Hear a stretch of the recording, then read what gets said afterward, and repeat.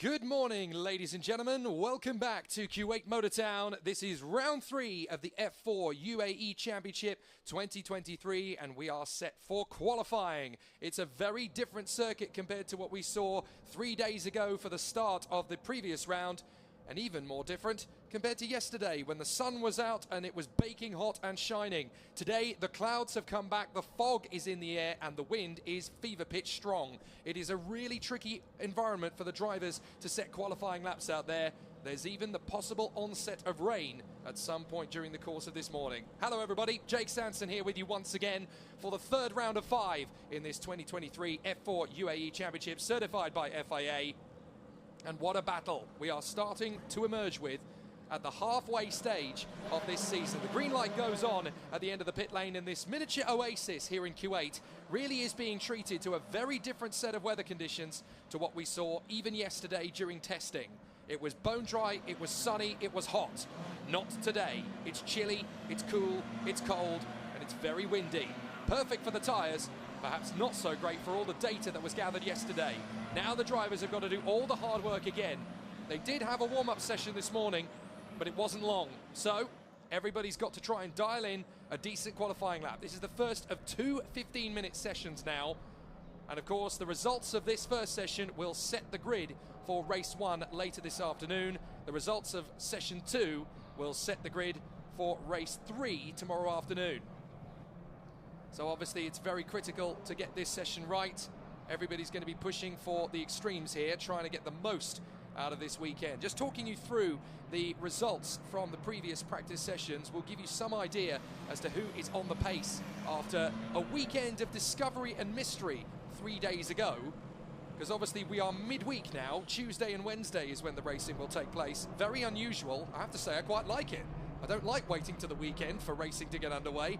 So it's quite nice to be here Tuesday and Wednesday in the middle of the week and able to go racing again. Perhaps a few more championships and race circuits should follow suit. However, it does give us a very interesting indication as to how things have progressed. In session 1 yesterday, James Wharton was the fastest, 0.053 faster than this man, Yugo Ugachukwu. So the 2 main title protagonists were still the fastest 2 in yesterday's practice session, ahead of Valentin Klus, Teofil Nile, Noah Stromsted and Tuukka Tarpanen. So the big players are still there towards the top 10 because Kanato Lee, Arvid Lindblad, Valerio Renicella and Will McIntyre were also in the top 10. Will McIntyre, of course, using this campaign to prepare for his British assault later on in the season when that begins in April. But it was still very interesting to see how it all played out. And yesterday's session saw Yugo Ugachukwu top the timesheets again by 0.031 to Valerio Renicella. James Wharton was only 99 thousandths of a second off Ugachukwu's pace. Al-Azadi was right up in 4th, then Will McIntyre, Zachary David, and Akshay Bora, who went 7th fastest yesterday in the second practice session, ahead of James Bezique, Tuukka Tarpanen, and Valentin Klus, just ahead of Arvid Lindblad and Federico Rifai. Now, what can we tell you about the change of things from one race meeting to the next? I was going to say one race weekend to the next, but this isn't a weekend, it is midweek. So the only driver change from round 2 compared to round 3 is down at Mumbai Falcons, where Indian talent Mohammed Ibrahim in car number 10 has been replaced by his stablemate Rishon Rajiv, who will race number 28 this week. And the official word, having discussed it with team principal Moy Tungakar, I asked what is the reason for Rishon in the car. We said, well, he's a very talented youngster, as is Mohammed Ibrahim. We want to give Rishon a fair chance in F4 UAE to get up to speed, so he'll race here and he'll race in Dubai, just the same way that Mohammed Ibrahim did, only in the different order. Whichever driver does the best over the course of the 4 rounds, i.e. whichever driver performs the most impressively over their 2 weekends, will get the nod for Yas Marina, the 5th and final round of the championship. So if Rishon Rajiv performs better in this weekend and the next one than Mohammed Ibrahim did, it'll be him in the car at Abu Dhabi for the season finale. So that gives you a sort of an insight. There are more driver changes this week, but over in Formula Regional. So we'll come to that when we get into qualifying for that championship a little bit later on. But for the moment, our attention is focused purely on F4 UAE Championship racing. And it really is going to be a sensational battle all the way through this competition, because now the drivers have something that they didn't have 3 days ago: knowledge of the circuit and what it will do. So a fabulous situation. Hello to everybody who's tuned in via the Kuwait Motor Town YouTube channel or via Facebook or YouTube, depending on where it is that you're watching. I've got the Formula 4 UAE Championship stream in front of me and I'm taking questions and comments as much as possible. Bimo AA says, bit odd to have a midweek race, not going to lie, but as long as it is a race, I'm watching. Good man. You know exactly where you're supposed to be. Fantastic stuff. Midweek racing. It's going to catch on, I really hope. But as you can see, the fog has really descended over the Kuwait Motor Town circuit. It's very different compared to what it was. So now it's a really interesting situation. It's worth bearing in mind what the lay of the land is in terms of the championship standings coming into this weekend as well. Things have changed a little bit going into the third round of the championship. Yugo Chipwu still leads the way on 105 points, but Valerio Minicella has now come up to second place, 31 points behind him. That's not that big a gap in the grand scheme of things when we have 9 races still to go. And I spoke to Valerio yesterday. He is motivated. He is absolutely on fire for this. He says, we are just getting into our stride. I haven't even won a race yet. Wait until I do. James Wharton is now a race winner. He got a first and a second 3 days ago when we had round 2. James Wharton is up to third place then. 4 points back from Minicella, 9 points ahead of Tuka Tarpanen, and 10 ahead of Arvid Lindblad. It is still very much game on for anybody in the top 5 of this championship. But this is going to be a stronger weekend for so many drivers based on the fact that this time they have knowledge of the circuit. They know what to do. They know where the corners go. They've got data to work on. They can go quicker, potentially, than they did last time. They know more. So, for the record, the first flying lap on the circuit sees Noah Stromsted go to the top spot, ahead of Yugo Chukwu and Alexander Abkasava. Then Zachary David in front of Valerio Minicella, Nicola Lacorte and Teofil Nal, from Theo Jensen, Arvid Lindblad and Valentin Klus. But that is going to change dramatically over the course of the session as Amélie de Reus goes into her first proper flying lap. I say proper flying lap because, of course, their out lap doesn't really count, and their first lap on the circuit under a complete run is basically a banker. It really gets you up to speed. Now we're getting to see some good laps coming in as Valentin Klus crosses the line on a 156.1. Now, we did see a 154 in qualifying originally 3 days ago, so no doubt we will see a lot faster than that, but it's certainly interesting to see who's starting to get up to speed nice and quickly. Klus just getting in a banker of a 156.1. James Pazik on a 156.4. So the drivers are getting there. It's going to take some time, we're not going to lie. They'll have to wait probably until 4 to 5 minutes left of the session before we really start to see what the contenders can do. And certainly looking at the pace yesterday, we had a 154.5 from Yugo Chukwu in the second practice session, but a 154.2 in the morning when it was cooler and colder. So expect a low 154 for pole position in qualifying because it's cooler air today. And in the pre-practice session this morning, we actually had a 154.0 from Yugo Chukwu, so we may even go into the 153s. Anybody that gets into the 153s, by the way, you can pretty much guarantee they're going to be starting from the front. So it's definitely going to be interesting to see what sort of times we come up with today. Iveson Martins asks, is Fernando Barrichello on track today? I'm afraid he is not. He has not made it to Kuwait. We're hoping that he will return to the championship in time for Dubai. Car number 30 exceeded track limits at turn 15. Lap 3, which is the one he's currently on, is disallowed. So that is unfortunate for Theo Jensen. So still the battles are really exciting. Is there a timing screen, asks Radian Texelt, where you can watch along with live timing if you go to getraceresults.com. And one of the first options at the top is going to be Kuwait Motor Town. You can follow along with the whole race weekend via that timing screen. So you can follow it along. I will still give you up-to-date everything as it happens. Arvid Lindblad goes provisional pole, 155.072. Klus in second. Minicella is third from Bazik, Niall, Bula, Olivieri, Sebastian Murray, then Luciano Morano and Amélie de Reus in the top 10 for the moment. But things are going to change. Car 95 exceeded track limits at turn 15. That is lap 4 disallowed for the 95. As up to second comes Hiro Yamakoshi, the Japanese driver under a Philippine license in the pinnacle, up to second place ahead of Klus, Minicella and Bazik. So more lap times coming in. Beaton up to 7th, Quintarelli up to 9th, Bergmeister up to 12th.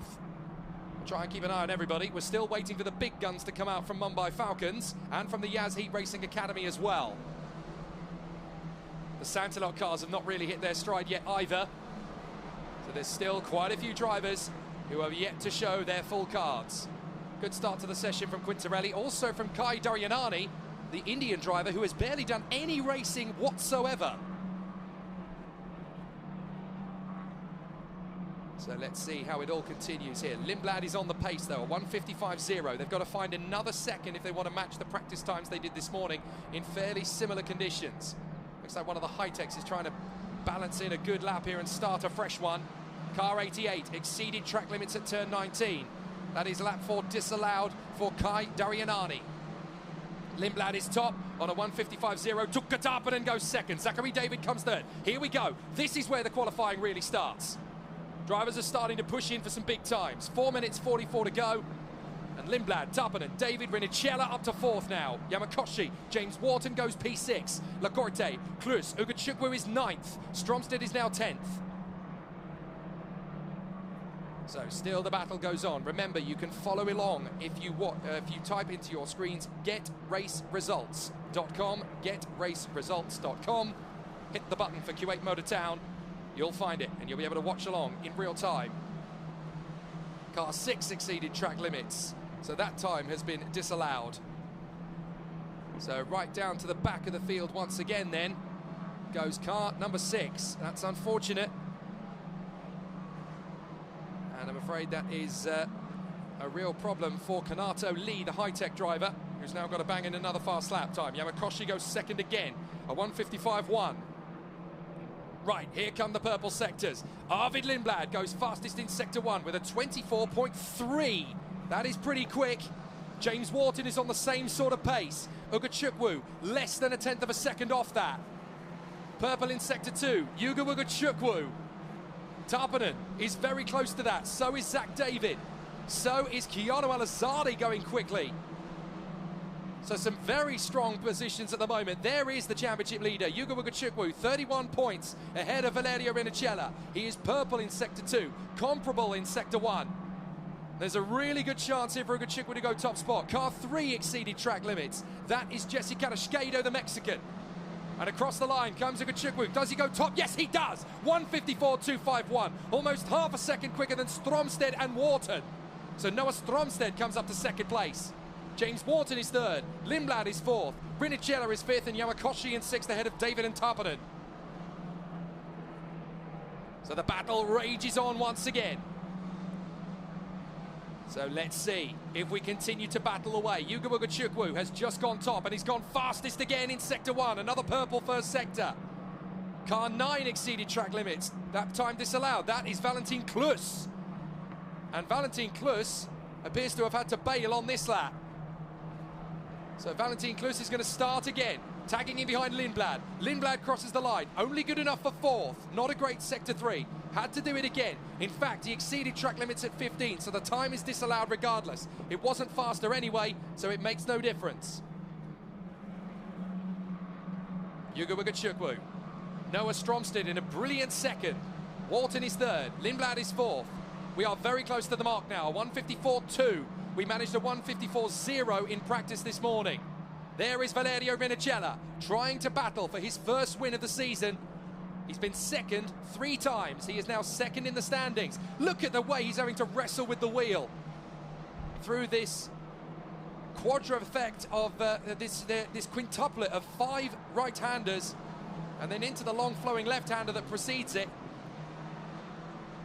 What an amazing challenge this is for Rinicella this weekend. Well, these 2 days, I should say. I'm going to have to get used to saying that. But Ugachukwu, not so strong in the second split this time. Has had to bail out of the lap by the look of it. Rinicella just getting the number 12 car out of the way. That is the RSGP of Alexander Abkasava. So Abkasava out of the way now, but he's being held up by the Mumbai Falcons on this lap. Ugachukwu goes back to the top again. Not an improvement on the lap, though. Stromstead, Wharton, Lindblad, Rinicella, Yamakoshi, David, the final minute of qualifying. It's now or never to get a decent lap time in.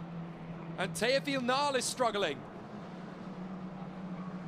All of the main protagonists are in the top 10. Ugachukwu is leading, Wharton is third, Lindblad is fourth, Rinicella fifth, from David in seventh, Tarpanen in eighth, and Valentin Klus is in 10th in front of Teofil Nile. So some big challenges from the big players in this field already, but now they're on their final flying lap. Lindblad is about to start his final flying lap. Here we go.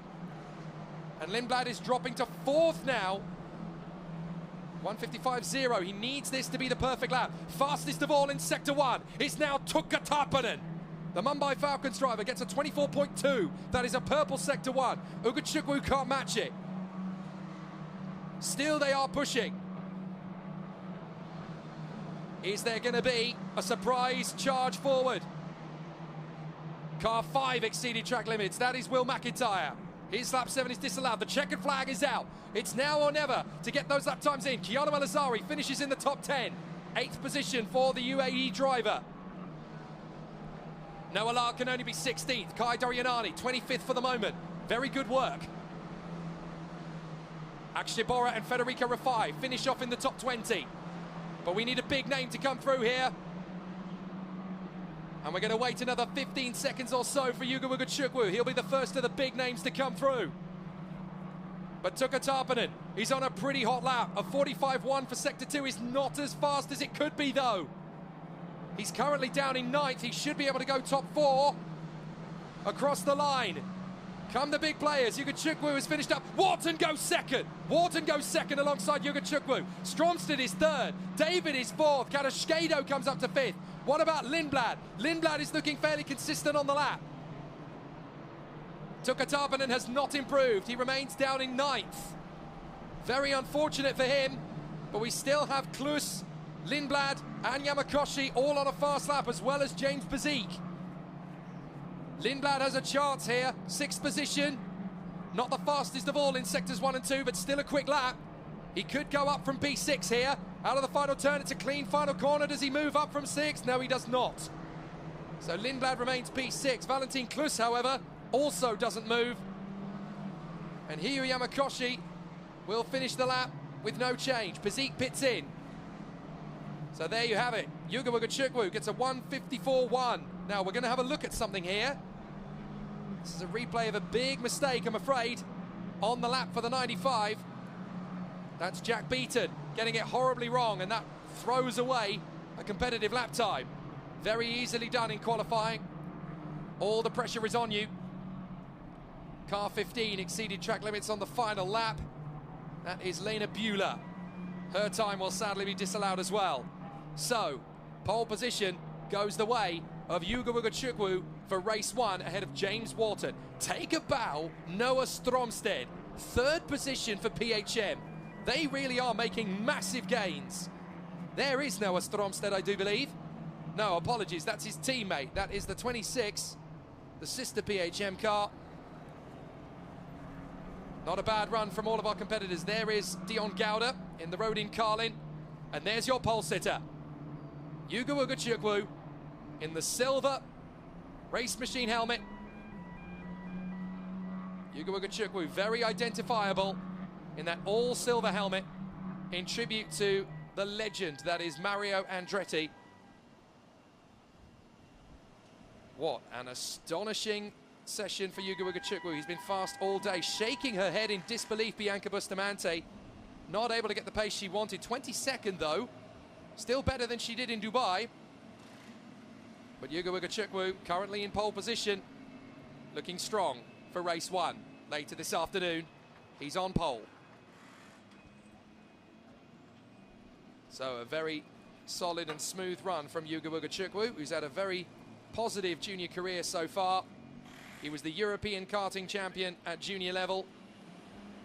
Moved up to Danish and British F4, did a great job there, and here he is in F4 UAE. Surely not long till he steps up to the next level. But the American wants to leave his mark on the F4 worldwide. Another great run, half a second quicker than James Wharton. That isn't just a pole position time, that's dominant. They clearly didn't learn all the lessons 3 days ago. They've certainly learned them now. And they switch tyres, ready for the session number 2. Very glad we actually managed to get through the entirety of the session without yellow flags or red flags in qualifying. But half a second is quite impressive. Now, your questions and your comments are very much appreciated. Thank you for sending them in if you're watching on the F4 UAE Championship thread. Central 99 asks, do you think Hugo could jump straight to F3 if he wins F4? Now, I know what you're thinking there is. It's only one number less. But there is such a big difference in horsepower between the F4 car and the F3 car. It's a huge jump. And it does make a lot more sense for drivers to start considering all sorts of different stopgaps in between. You've got a lot of options. You've got Euro Formula Open, you've got Formula Regional, of course, and you have the new Euro Cup 3. So it is a big challenge, a big jump to go straight from F4 to F3. Drivers have done it before, but you do worry, is it too much too soon? And I promise you, I've spoken to a fair few drivers about this in the past. Formula Regional is a very frustrating car to drive because it's very heavy, it's very physical. But drivers are so much better for doing Formula Regional before they get to F3 than jumping straight from F4, because you learn so many tricks, especially if you also want to go from F3 straight to F2, because the F2 car is quite similar to the Formula Regional in terms of its feel. It's heavy, it's brutal, it's very physical. So you need to have a fairly early understanding of how tough that car is. But the F4 drivers, quite a few of them have come straight in from karting. So this is such a big deal.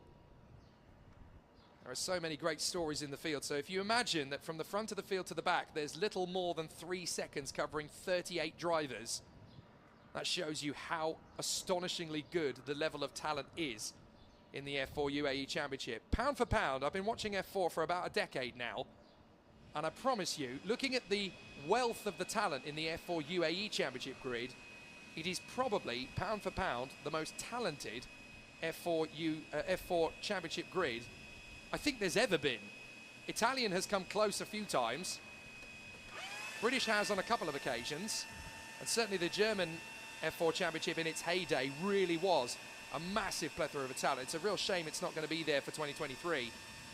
But certainly looking at this year's F4 UAE Championship grid, when you've got 38 cars on the grid, and I can look genuinely at every single driver in the F4 grid here in Kuwait, and there's not a single poor driver in the grid.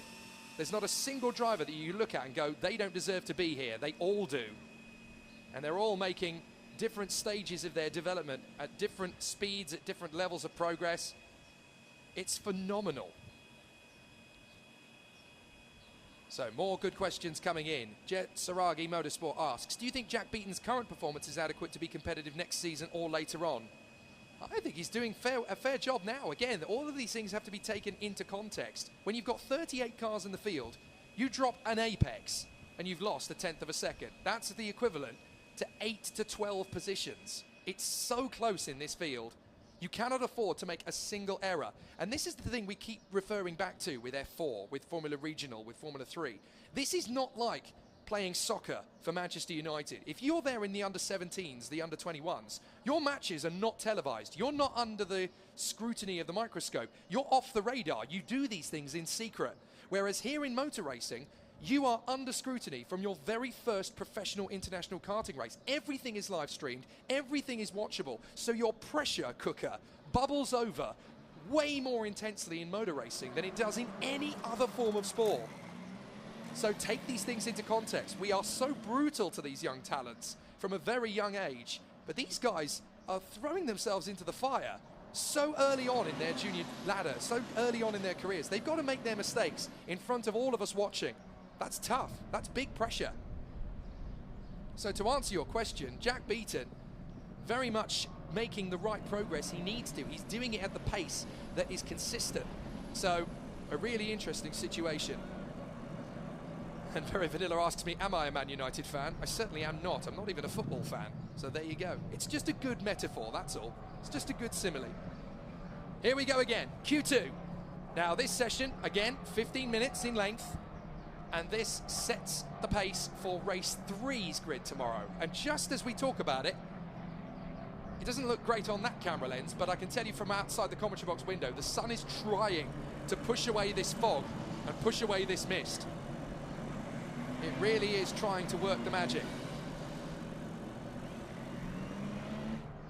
Out onto the circuit come these young men and women, hoping to grace the race circuits of Indianapolis, Le Mans, Monaco, Bathurst, Macau.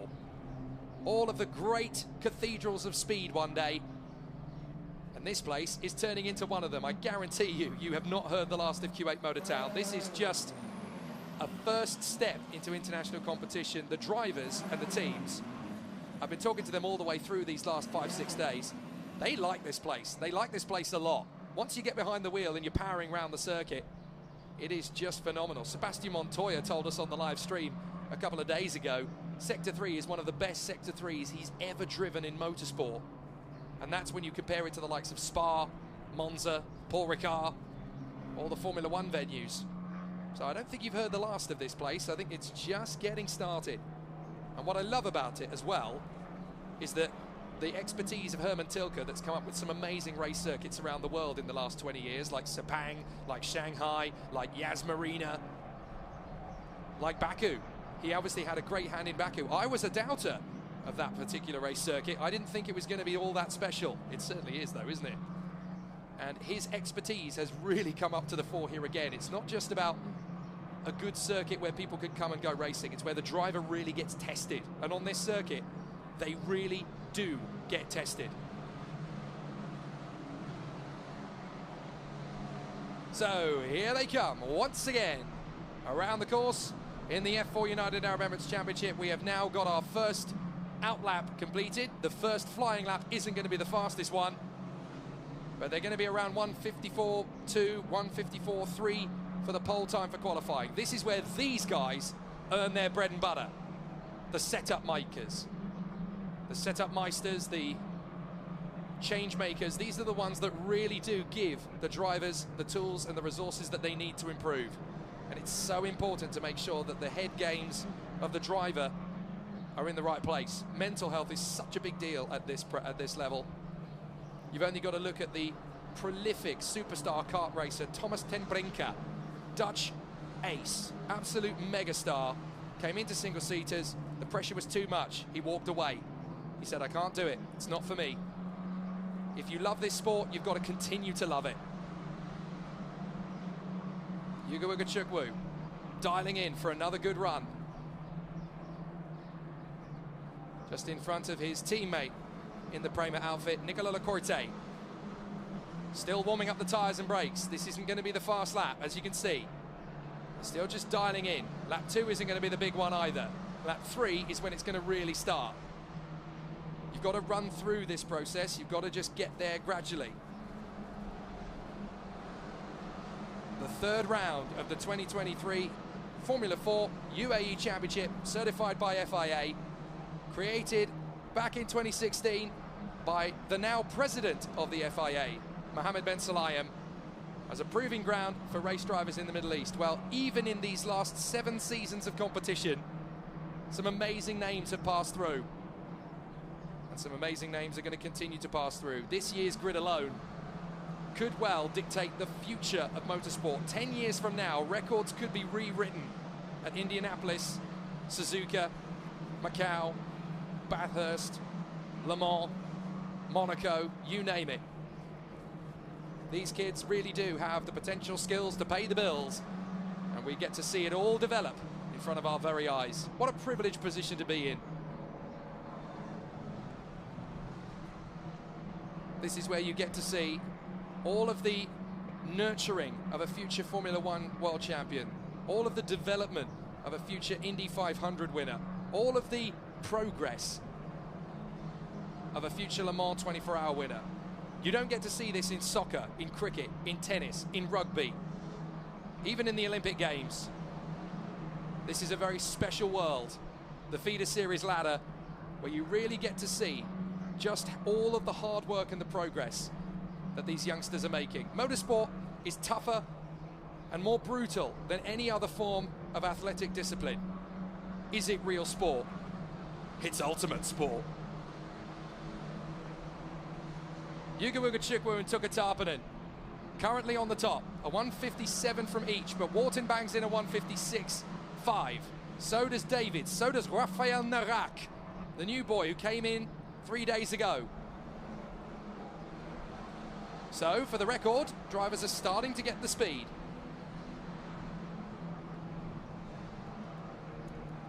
So, this is going to be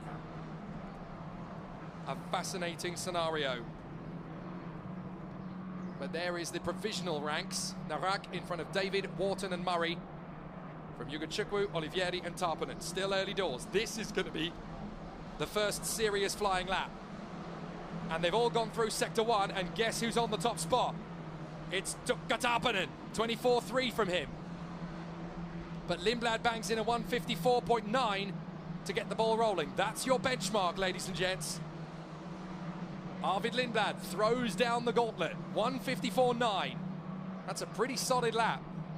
He can do a little bit more than that, though, and I think he knows it. Fastest of all in Sector 1 is now James Pizik of the High-Tech Pulse 8 squad. So he's managed to move himself up. If I could get me worms out, I could tell you exactly what's going on. I do apologise. Lindblad, Al-Azhari and Quintarelli. Second and third, the Yazheat Racing Academy pair. The RHGP twins of Rafael Narak and Zachary David are currently 4th and 5th. James Wharton, P6. Pizik in P7, but going faster. 8th is Sebastian Murray, the Scottish driver for Cram Motorsport. Then Victoria Blokina for R2 Race Cavicel. And Yuga Ugachukwu, championship leader, is there or thereabouts in the top 10. But now we're going to get to see some proper lap times coming in. Ugachukwu goes second, 155.5. Tarpanen goes third, 155.6. What about Lindblad? What can he do? David goes third between Wharton and Ugachukwu. Tarpanen is still there in 5th place. What about Al-Azhari? Going relatively quickly. Quintarelli, Narak, Olivieri and Murray are all making gains. Rinicella goes top. Valerio Rinicella goes up to the top spot. The MP Motorsport star pushing his way forward. So a very interesting run from Rinicella. Lindblad. Abkasava's done a great job. A 154.9 from Alex Abkasava. A great lap from the Latvian. He's barely been on the radar over the last 2 rounds, and Alex Abkasava suddenly finds a magic 154.9 lap. That's really good progress. Wharton and Stromstad fast again. Teofil now, P6, then Pizik, David, Karashkedo. Up to second comes Hiyu Yamakoshi on a 154.7. Wow, Yamakoshi really is going well. Pizik comes up to 8th. Bora does a good job. Akshay Bora goes quicker than the championship leader. Akshay Bora goes faster than Yuga Ugachukwu. Noah Lyle does too. Car 33 exceeded track limits. That's Georgi Janavsky. So he loses that time. Fastest of all in Sector 2 is James Wharton. He goes P2. Apologies, that's through Sector 2, I should say. Personal best in Sector 1, session best in Sector 2. James Wharton's got a chance here, but Yuga Ugachukwu does as well. Looking at his pace, he's done a 24.5 in the first, 44.6 in the second. He's going to shoot up the rankings. He won't go pole, but he'll definitely go top 5 if he keeps this together. Through the final bend, and Ugachukwu comes across the line. Pole! He does get provisional pole. Wow! A 45.1 in the 3rd sector. Very strong, but he's beaten instantly by Wharton, who gets a 154.0. 154.0 from James Wharton. That might not be beaten. A big lap from the Australian. James Wharton goes top. And I don't think that's going to be beaten easily. Tarpanen's gone second in all of that as well. Tarpanen has gone to a 154.221. The Mumbai Falcons were ready for Ugachukwu in session 2. And they've knocked the American off the front row. Rinicella is P4, then Yamakoshi, Lindblad, Abkasava. Karashkedo comes up to fit. Red flag, red flag. The session's been red flagged. We've got an off. We've got an off in the 5 right-handers. Someone has beached it in the gravel trap. Now that is at turn 16, I do believe. I can see it from my commentary box position straight in front of me. So we've had a car come off the road about here, turn 16. It's off to the right, I do believe. So we've had an off just in the end of the 2nd sector, basically.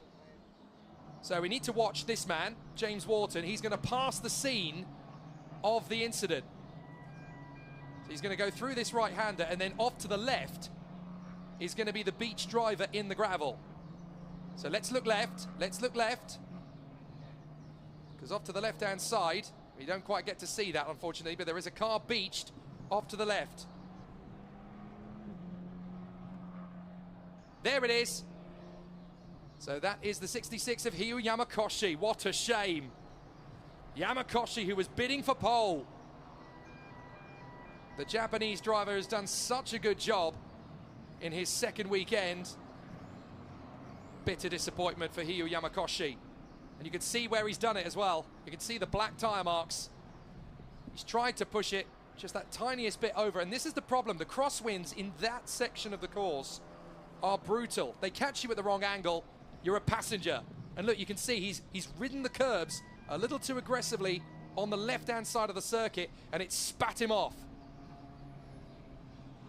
Like balancing on a tightrope while wearing ice skates. Such a difficult position to be in. You've got no control. Poor Hiyu Yamakoshi, and the pressure that all these drivers have to deal with, it just bubbles over occasionally. Wow, we've got James Wharton on a 1:54.082. I don't think that's going to be beaten.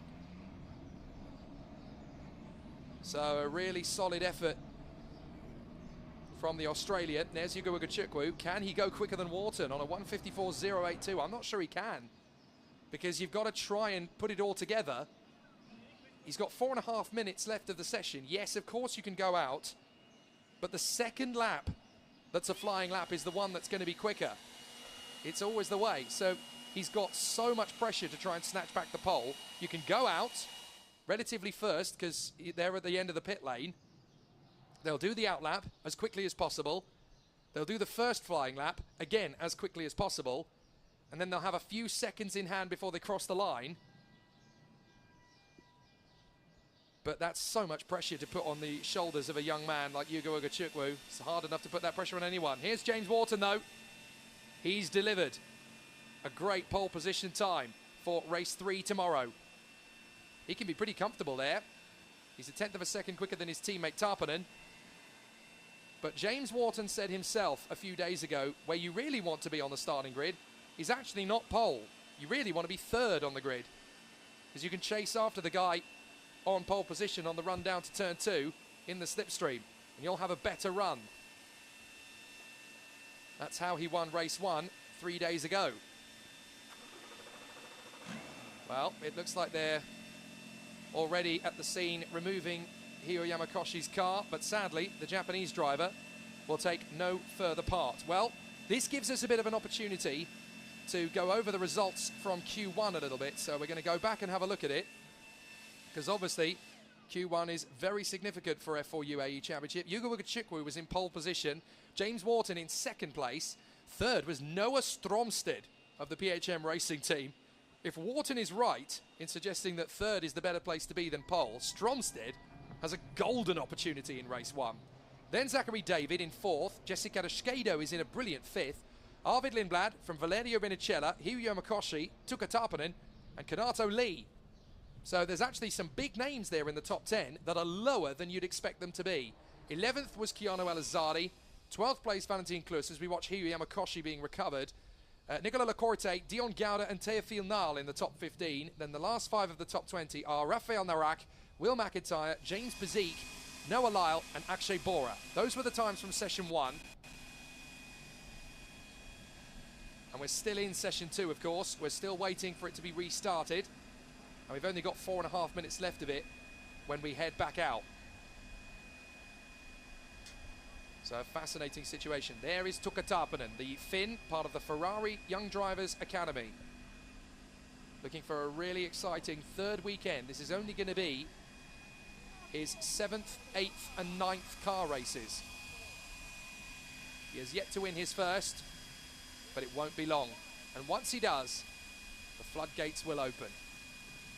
He'll be a winning machine, mark my words. When he arrived at Angeville in 2019 as a sprightly young lad who could barely string 3 words together in the world of the European Karting Championship, he turned up, put it on pole, nobody had ever heard of him, and in the final, he got into the first corner in turn 1 in the lead and disappeared. Nobody ever saw him again. Well, it looks as though Yamakoshi has actually got his car started again, so he can now bring it back to the pits under his own steam. So Yamakoshi will make his way back to pit road, but I think there'll be too many stones in the car for him to get going again. So I don't actually know if Yamakoshi is going to be allowed to get back into Q2 again, because he's the cause of the red flag. In racing, the rule is very clear. If you're the cause of the red flag, you're out of the race. But in qualifying, well, you don't tend to see drivers start up again under their own steam. So this is an interesting one. I wonder if anybody's got the answer to this one. Can Hiro Yamakoshi bring it back to the pits and get going again? It looks as though he may have a flat spot. He may have a puncture because he's going very slowly. So the message that has come up onto the screen in front of me is session resume in short call. So Yamakoshi is heading for the final turn, and he'll obviously come straight into the pits. But will he be allowed to restart? That's going to be the interesting question, because he's in the top 6. He's in the hunt for pole position. He's 6/10 off Wharton. What a fascinating situation. He has brought it back into pit road, but will he be allowed to rejoin in qualifying? Interesting question. We'll find out.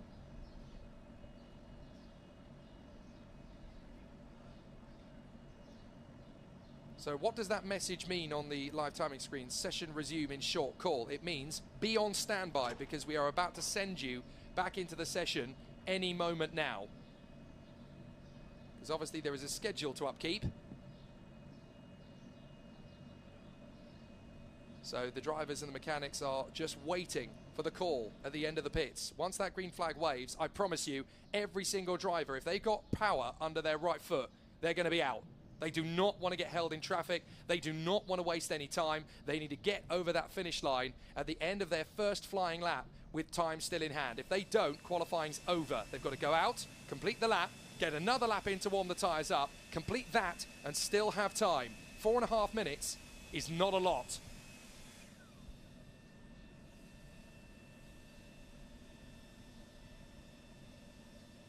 A really, really tough situation for all of these F4 UAE drivers.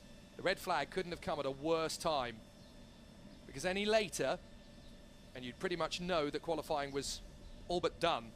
Any earlier, and there would be less pressure to get the lap times done. 4.5 minutes is about the worst situation an F4 driver can have, because you're not going to have any time to dilly-dally. You can't mess around. You can't waste any time here. You've got to complete this lap and the first banker warm-up lap, if you like.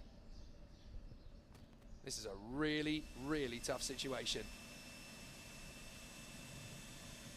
So let's see how it all plays out. Can anybody snatch the pole away from James Wharton? A 1:54.082 is a monster of a lap. That is very nearly the fastest lap we've ever had in an F4 car here in Kuwait. The session will resume at 10 minutes. 10:53. So that's 10 seconds from now. We did say it was going to be short call, and it certainly has been.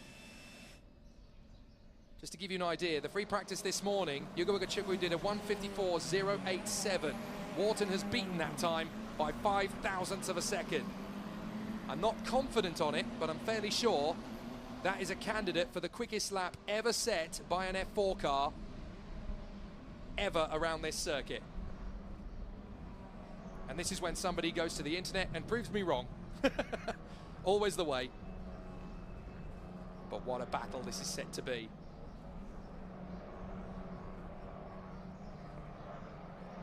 Out they go. One last time in qualifying at Q8 for another year. And you can see, look, there's no messing about this time. Drivers are trying to get track position. No time to waste. Got to get into a good position. Got to get a little bit of space. You don't want to be caught in somebody's draft. You don't want to get caught in somebody's wash either. Got to race to the line. You've got to make this out lap and the next lap count. The warm-up for it is crucial. You'll only get one lap at the limit. And I can tell you that Hiro Yamakoshi has not left the pit lane. So Hiro Yamakoshi is not going to get another lap in, I don't think. That's a real shame for the Japanese driver. Look at it. It's like a race between the Prema and the two Mumbai Falcons. Wharton, Tarpanen and Nugachukwu are essentially racing each other.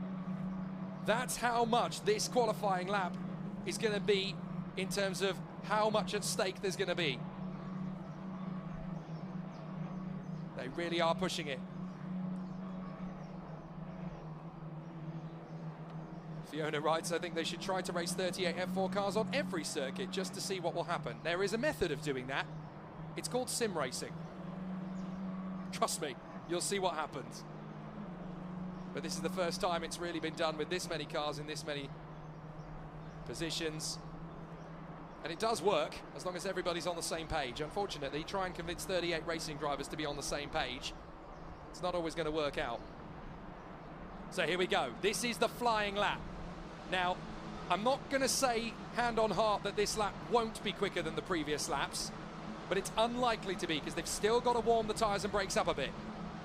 So this lap is crucial in order to get that right. The lap after this one is more likely to be the one where the improvement will come. But that doesn't mean it's impossible. And Hiro Yamakoshi is the only one sat in the pits wondering what might have been. Now, personal best for James Wharton in Sector 1. Nobody's told him that this lap might not be so good. But he's already been beaten on this first sector by Kanato Lee. Fastest of all in Sector 1 is Valentin Klus. And there is an overtake. That's a Mumbai Falcon getting past Nugachukwu. Is that Wharton? That could be one of the most crucial overtakes this weekend, because that's given him a better track position than Nugachukwu, potentially. So Nugachukwu's bailed out. So he's got to roll on.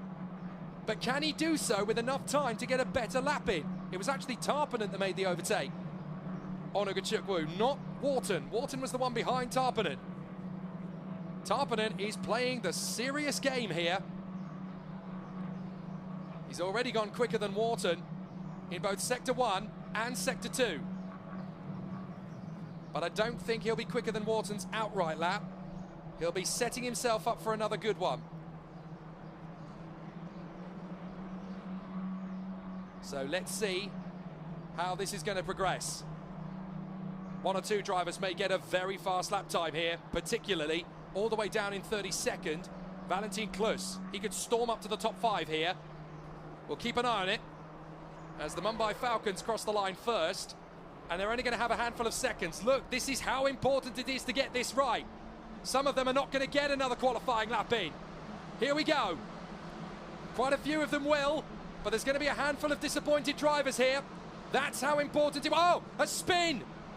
A spin at the worst possible moment for the Santalock.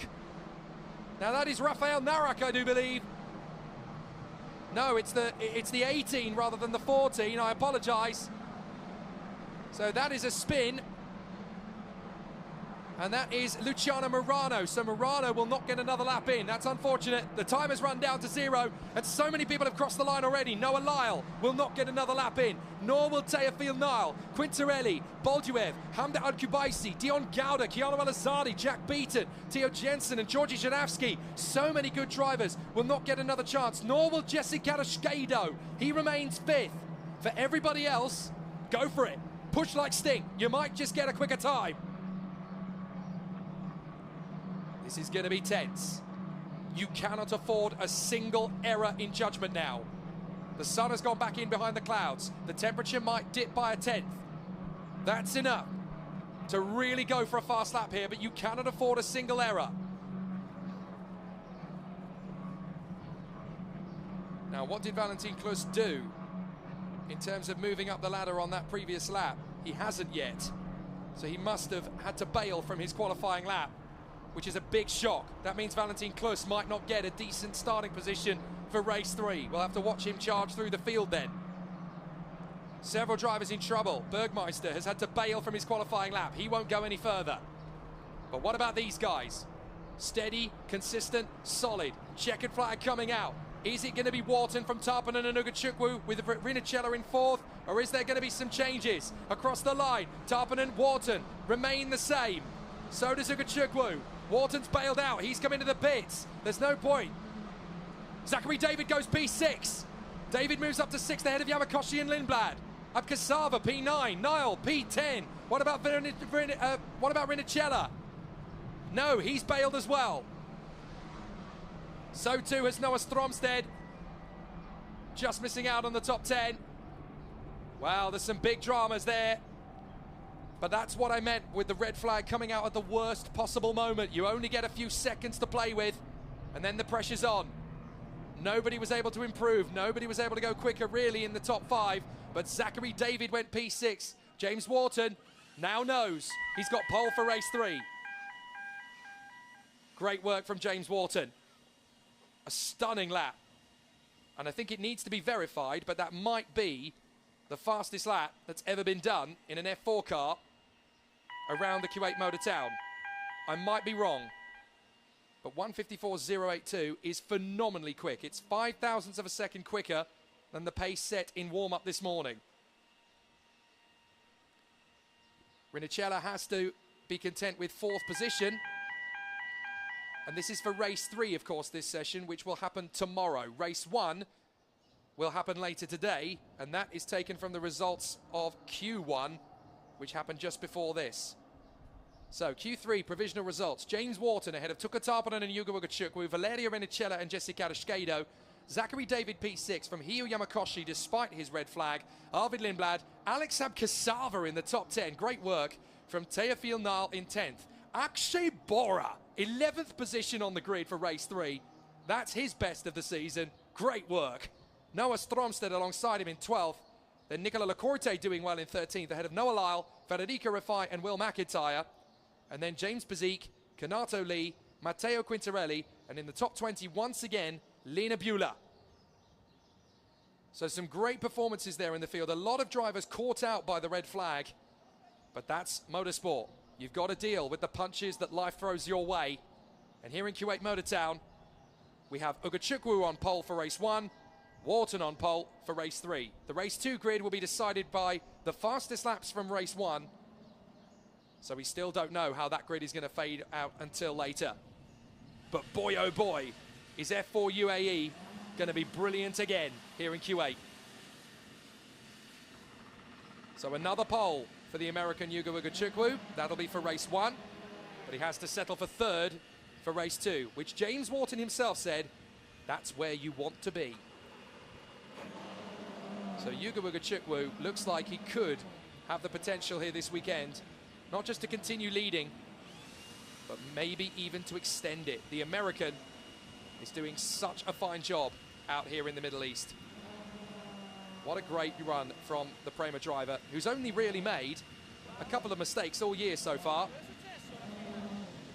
Great run, great work. So the F4 UAE Championship story is going to continue this afternoon for race 1 of 3 over the course of the next 48 hours. But a really exciting battle it is going to be in the F4 United Arab Emirates Championship certified by FIA.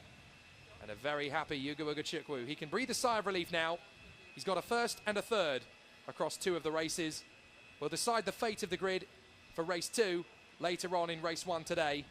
So keep your head, don't let it slip, and those points will continue to bring prizes. I'm Jake Sanson. Thanks very much indeed for being with us for the F4 UAE Championship qualifying. We'll do it all again for race 1 later on.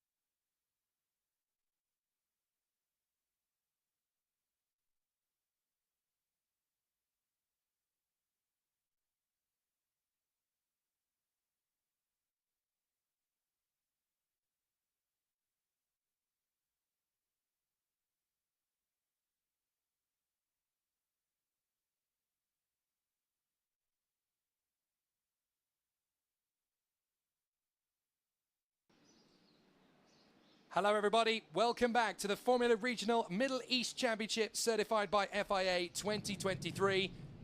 And this is going to be quite an exciting battle in front of us. Qualifying the first of two sessions that will determine the Race 1 and Race 3 grids for Formula Regional Middle East 2023. It's going to be a sensational battle here on the Kuwait Motor Town circuit where everybody is reeling the opportunity for great success.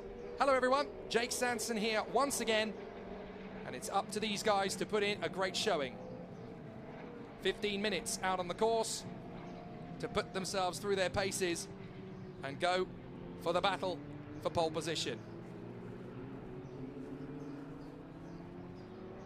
So as the drivers come out onto the circuit for the Formula Regional Middle East Championship, we're going to show you an incident that happened during free practice this morning that's actually quite telling coming into the third round of the championship on the Kuwait Motor Town circuit. Let's have a look at it, because it was quite a scary moment for all of the drivers to observe. It is Wang Zhongwei, the Chinese driver, who just suddenly lost his wheel completely. It buckled underneath him on the way to turn 2. Quite a ferocious incident. Here it is again, look, the wheel just pops, bang! Nothing that Wang Zhongwei can do about it. He's a passenger at that point. And that all comes from heavy loading under brakes. In the damp conditions this morning, that was a pretty scary moment for Wang Zhongwei. Completely blameless. So, a very difficult situation and a tough scenario for him. So this is a really tricky situation for him to have to deal with coming into qualifying.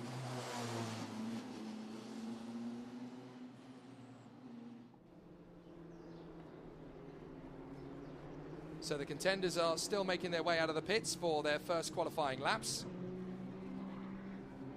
But a very tricky scenario and a great turn of events for all of the contenders who are doing their best to get themselves up to speed. But obviously very scary stuff at this moment in time. So everybody's getting themselves up to speed. So the cars are weaving from side to side still, trying to get themselves up to temperature in Q1. Very important to get yourselves dialed in. Let's give you a bit of an up-to-date in terms of what's been happening over the practice sessions yesterday for those who weren't able to keep an eye on it. A 1:48.043 came in yesterday for Andrea Kimi Antonelli, championship leader and the fastest time from practice 1 yesterday. Sami Megatuniv in second, from Joshua Dirksen, Aidan Neate and Luke Browning. Then Lorenzo Flusha, Rafael Camara, Brad Benavides, whose car is repaired after the race 1 shunt 3 days ago. Sebastian Montoya in 9th and Taz Indravovazak in 10th.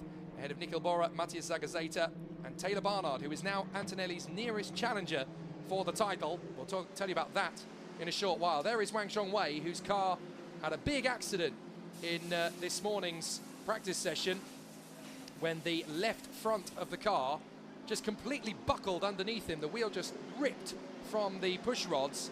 There was nothing Wang Zhongwei could do. It was a similar style of incident to Sebastian Buemi in China a few years ago, only it happened to one wheel rather than two.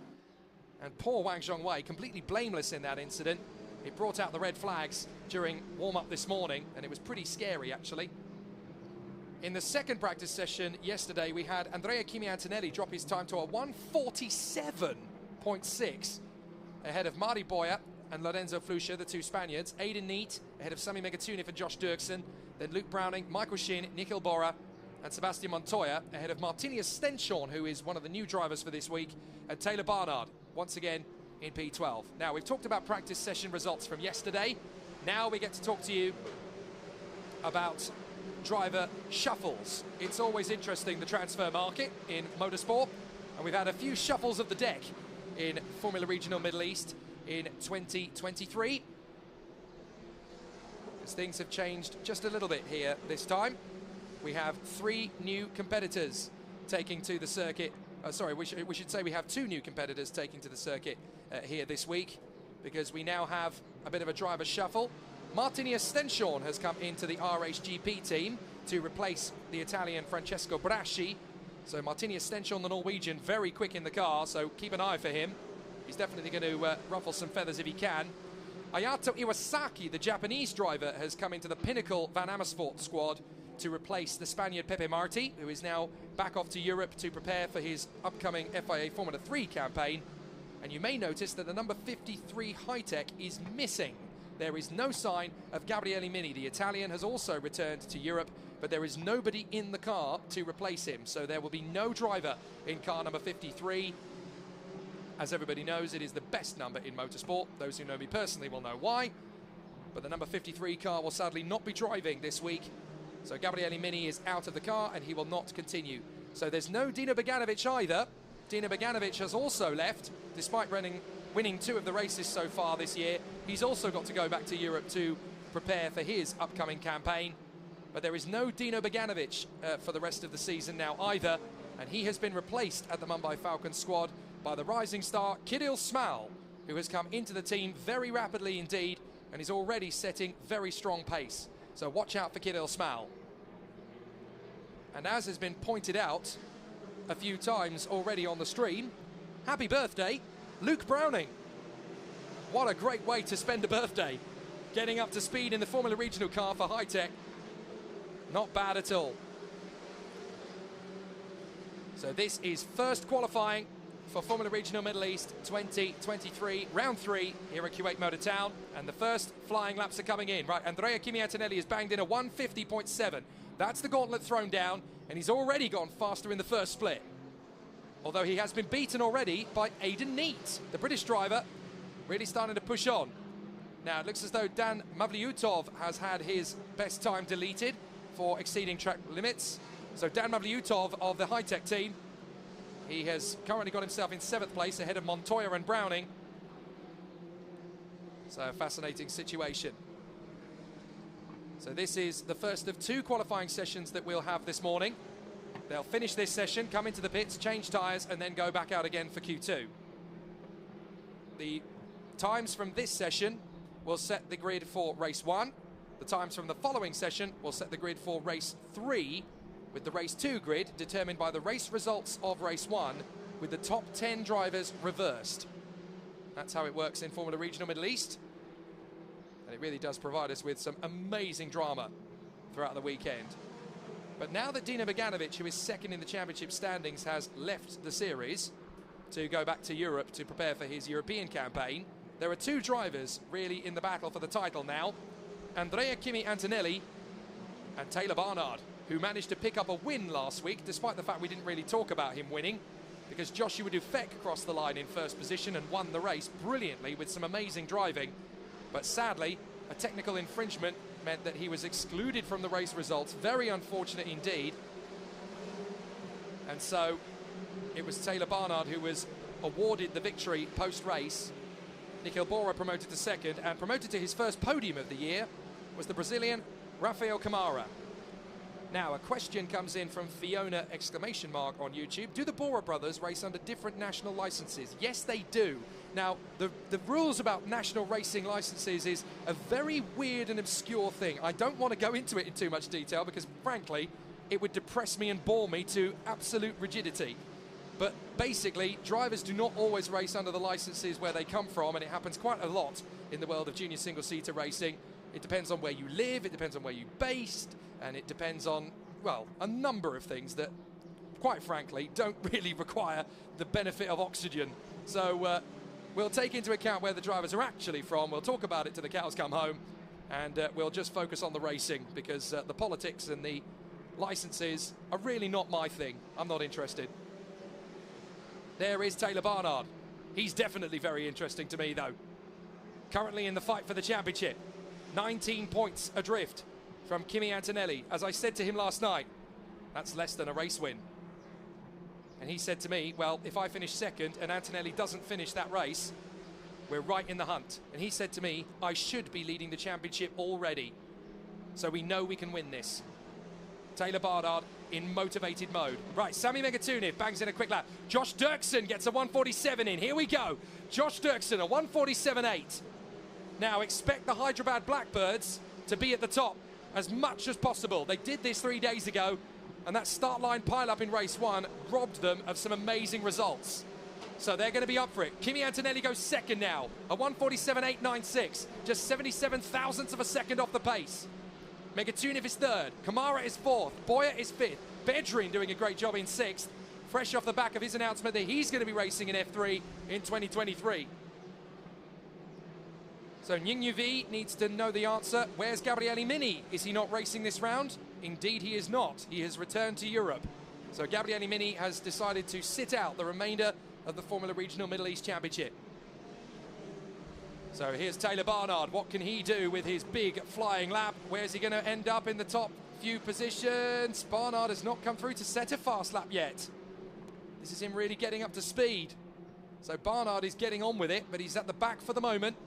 He's going to wait for his chance. Now, Kimi Antonelli's last lap time has been disallowed. The car exceeded track limits at turn 19. So Kimi's really pushing, as you can tell. Fastest of all in Sector 1, though, is Joshua Dirksen again. So the pole sitter continuing on his way. So Joshua Dirksen pushing on at the top spot. Kimi Antonelli, second place. Third is Sami Megatunov, then Rafael Kamara, Nikita Bedrin, Mari Boyer, Tazinder Vuvazak, Lorenzo Flusha, Brad Benavides in the top 10, and Aidan Neat is 10th. This is great work from Benavides to bounce back.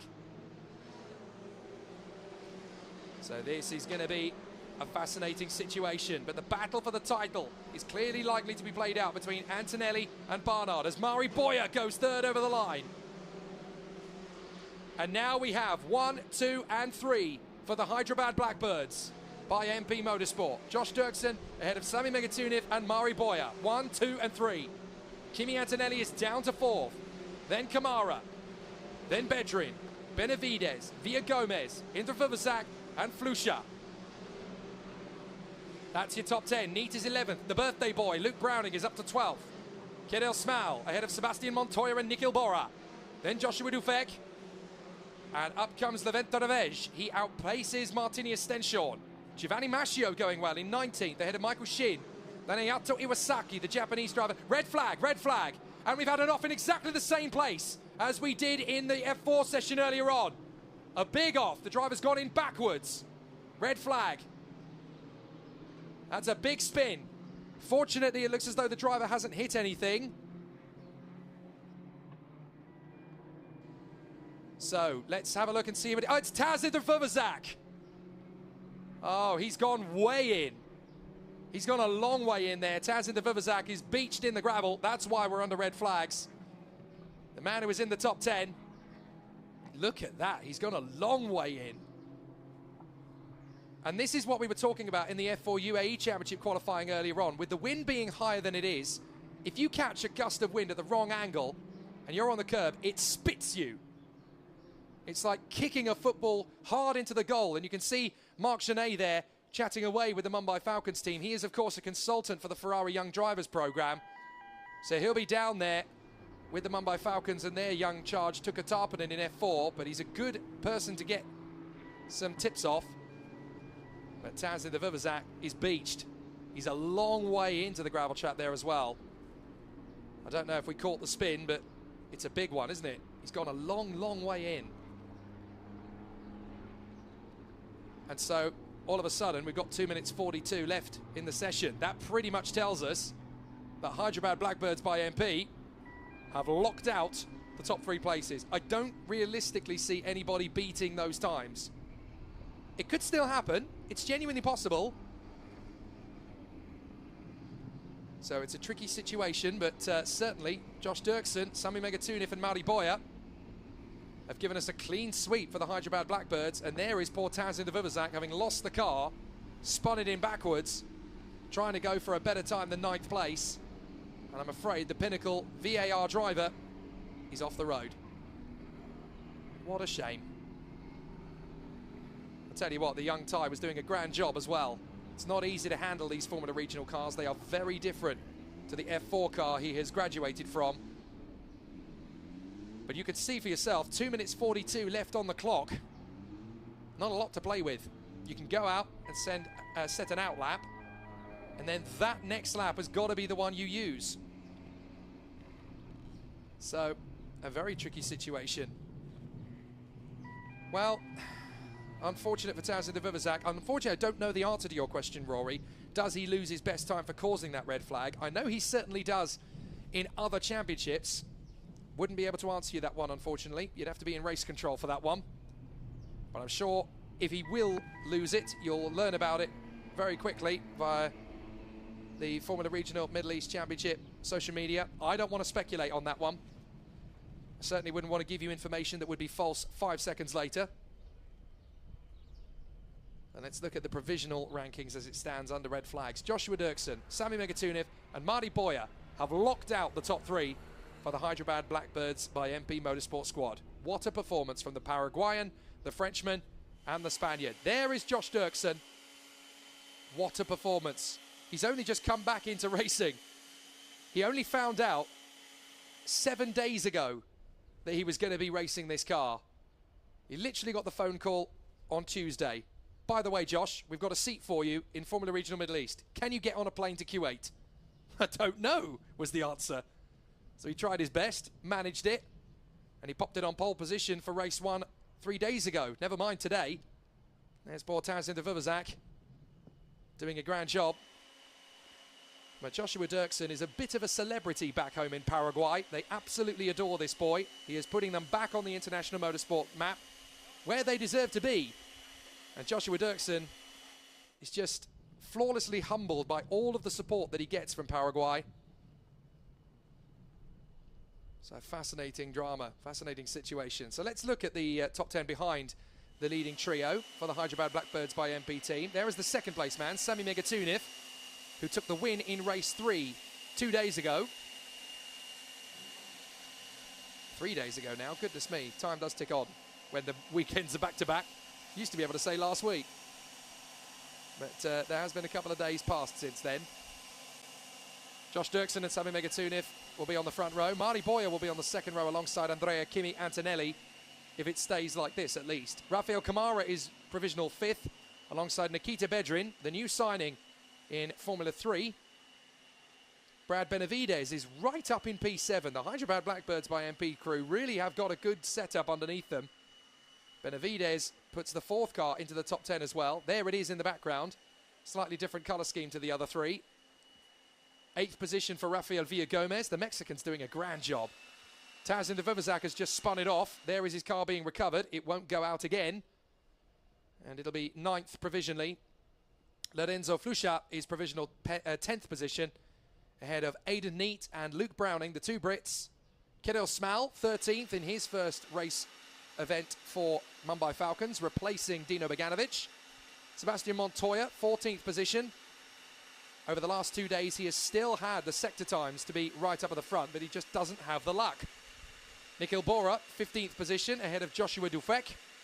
Levent Revej and Martinia Stenchon, the other new face, the Norwegian, for RHGP, replacing Francesco Braschi. Then Giovanni Mascio of the R&B racing team has done a fair job in qualifying this time. He's making big developmental progress. Just 2 seconds off the pace of Josh Dirksen now. He was a lot further back than that before. Michael Shin in 20th. Ayato Iwasaki is 21st. Matthias Zagazeta 22nd. Dan Mavliutov 23rd. Han Shen Yu is in 24th. Niels Kuhlen is in 25th. Get this though. Who's in 26th place? Taylor Barnard. He's going to have to pull out the Dubai job once again. Otherwise, he's going to have to go from the back of the grid to charge his way further forward. So Taylor Barnard is provisional 26th position. And he is, in effect, second place in the standings now after Dino Beganovic left Kuwait late on Sunday to return back to Europe to prepare for his upcoming European race program. So there is no Dino Beganovic this week. There is no Gabriele Mini. There is no Francesco Braschi. And there is also no Pepe Marti. They have all gone back to Europe. But Taylor Barnard is way down in P26 because he hadn't got up to speed yet by the look of it. Well, interestingly, it shows he's done 5 laps, which is the same amount as Dirksen, Megatuniv and Boyer. So I'm not quite sure why Taylor Barnard is all the way down in 26th. Have they got a problem with the PHM car? Because I would assume that Taylor Barnard would end up being similar in terms of pace to his teammates, Nikita Bedrin, who is currently provisional P6, and Josh Dufek, who is provisional P16 at least. So it's very bizarre that Barnard is way down in 26th. Maybe he just wants to be a Lightning McQueen and charge his way through from the back to give us a show, but I don't think he wants to be that low down here in Kuwait. So anybody is going to make a big leap up the table, it's probably going to be Taylor Barnard. And then the man who is currently at the back of the grid is Wang Shengwei, who had some big problems in practice and then had a huge accident this morning in free practice.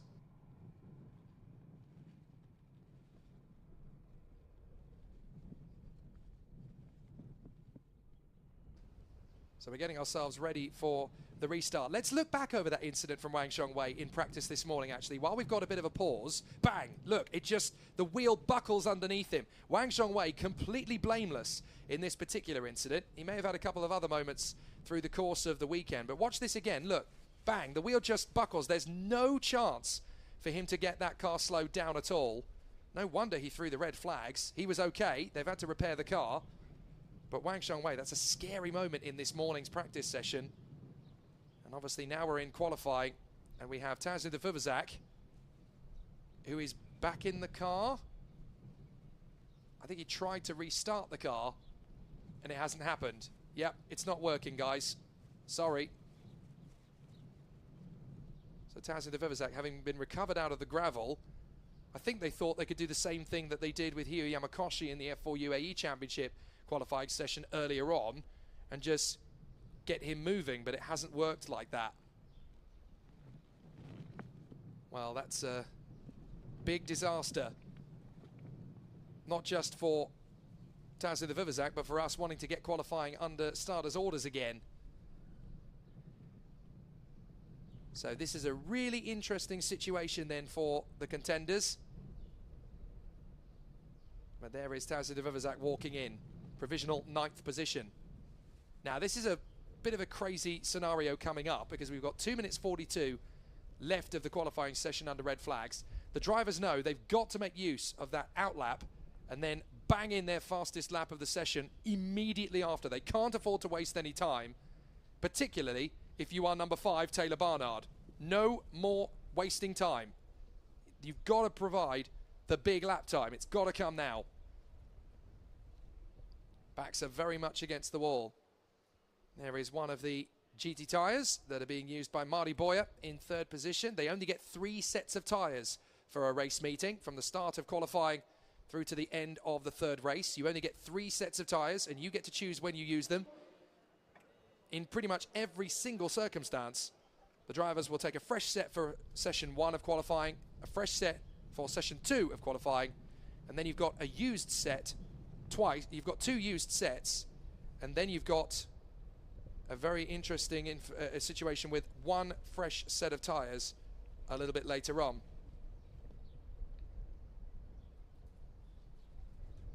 And drivers can obviously choose when to use that fresh set of tyres. They'll usually tend to use it when they're in the best possible positions. So the contenders are still gearing themselves up ready for an exciting showcase. The Hyderabad Blackbird MP cars are ready. The Bobcat is just removing Tazid Vuvazak from the scene. And so the contenders are gearing themselves up ready for another crack at time qualifying in these Formula Regional cars. Such a physical beast to tame.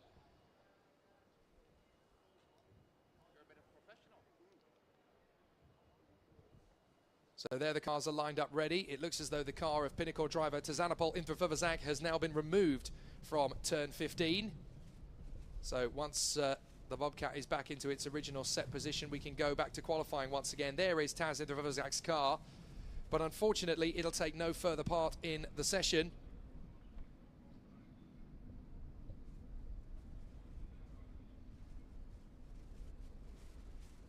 So now we are going to go back to the session once again. You can actually see the left rear has buckled. Maybe that was what was the cause of the incident in the first place for Tazid Vuvazak. But now we get to go back into qualifying with only 2 minutes and 42. Look at the wind. It is very strong indeed compared to yesterday.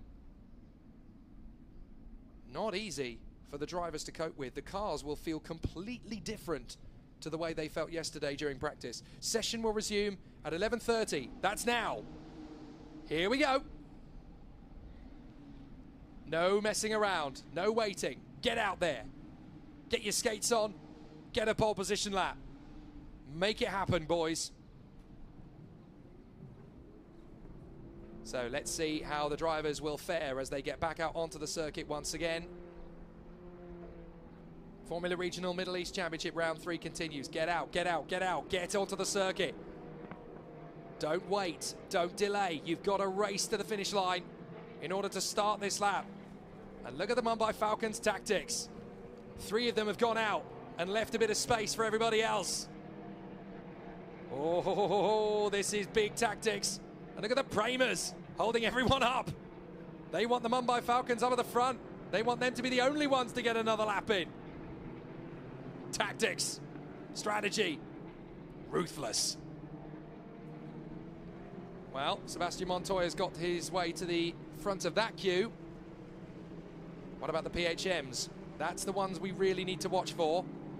Interestingly, only one other car other than Indra Vivazak hasn't gone out onto the circuit, and that is Ayato Iwasaki.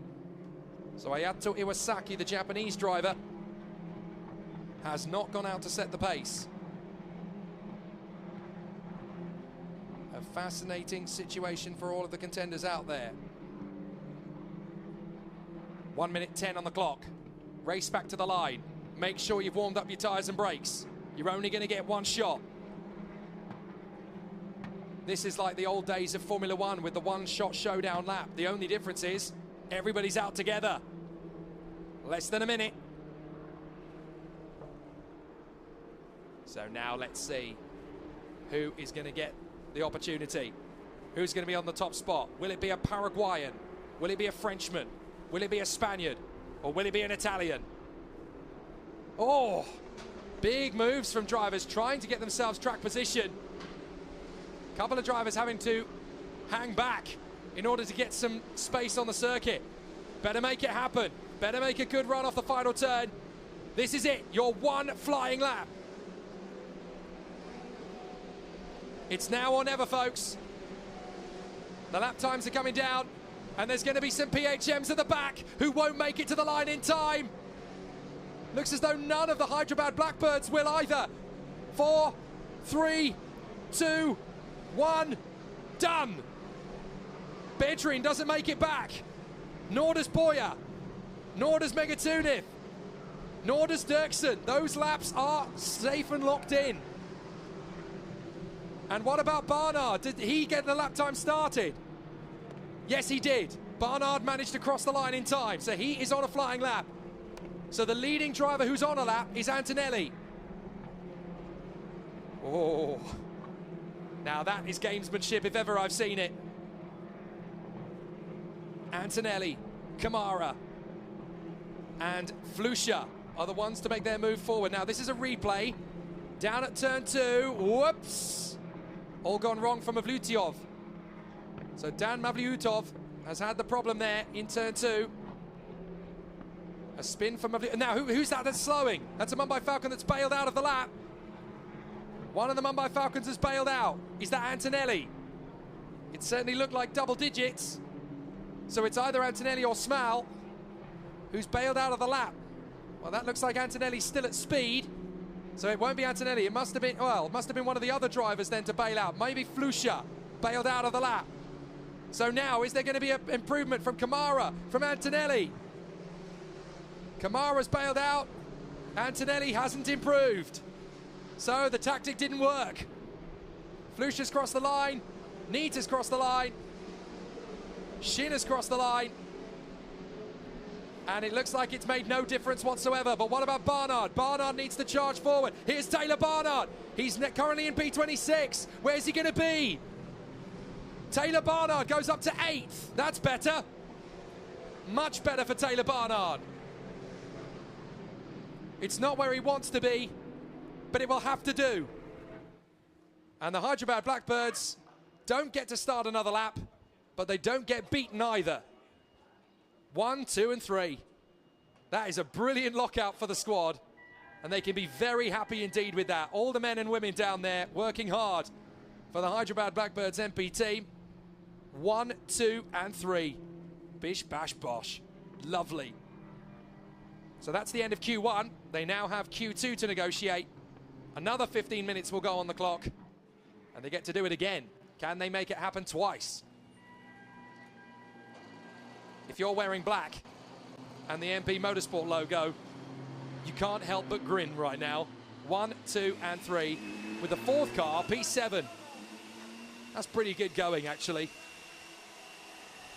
That's what they call a whitewash. Thank you and good night. Q1 ends the way of the boys and girls in black. So now we get to do it all again. And that's the second Paraguayan pole of this Formula Regional Middle East Championship campaign. A week ago, Joshua Dirksen didn't even think he'd be racing. Never mind scoring 2 pole positions. Stupendous work. Well done to the Paraguayan. Vamos, Joshua, says Rafael Amarilla Gonzalez. Too right. What a great performance. So now we get to do it all again for Q2, and that will decide the fate of the starting grid for race 3. But Joshua Dirksen for Paraguay and for the Hyderabad Blackbirds by MP Motorsport team has done the job for the second time in a row. Q1, 4 days ago, he put it on pole position. Guess what, folks? Nothing's changed. He's still fast. Now, car number 18, driver and team manager must report to the stewards after Q2. That is Han Shen Yu. So I'm not sure what the R&B racing driver's done, but clearly he needs to report to the officials after time qualifying. That's unfortunate. Han Shen Yu has been making fairly steady progress in Formula Regional Middle East, the Chinese driver. He and his Chinese teammate, Wang Xiongwei, and their Italian stablemate, Giovanni Mascio. Well, this is big tension, of course, for the teams. They've had that moment. And despite the tactics from Mumbai Falcons, they didn't lose their top 3 positions, did they, the Blackbirds? They held on to 1, 2, and 3.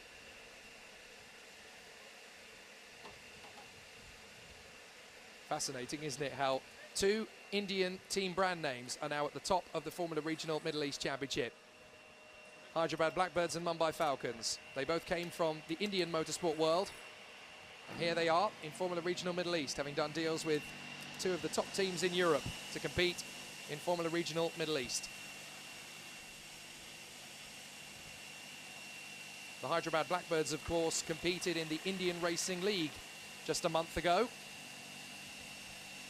getting some fabulous race wins under their belt in that campaign with the assistance of the great Le Mans 24-hour winner Neil Jani.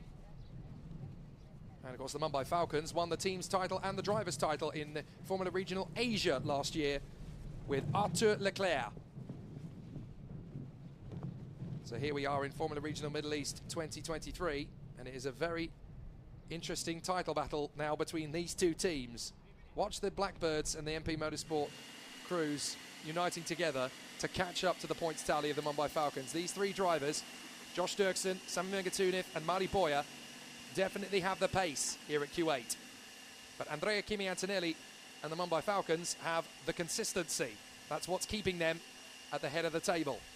Every time Antonelli gets onto the circuit, top 5.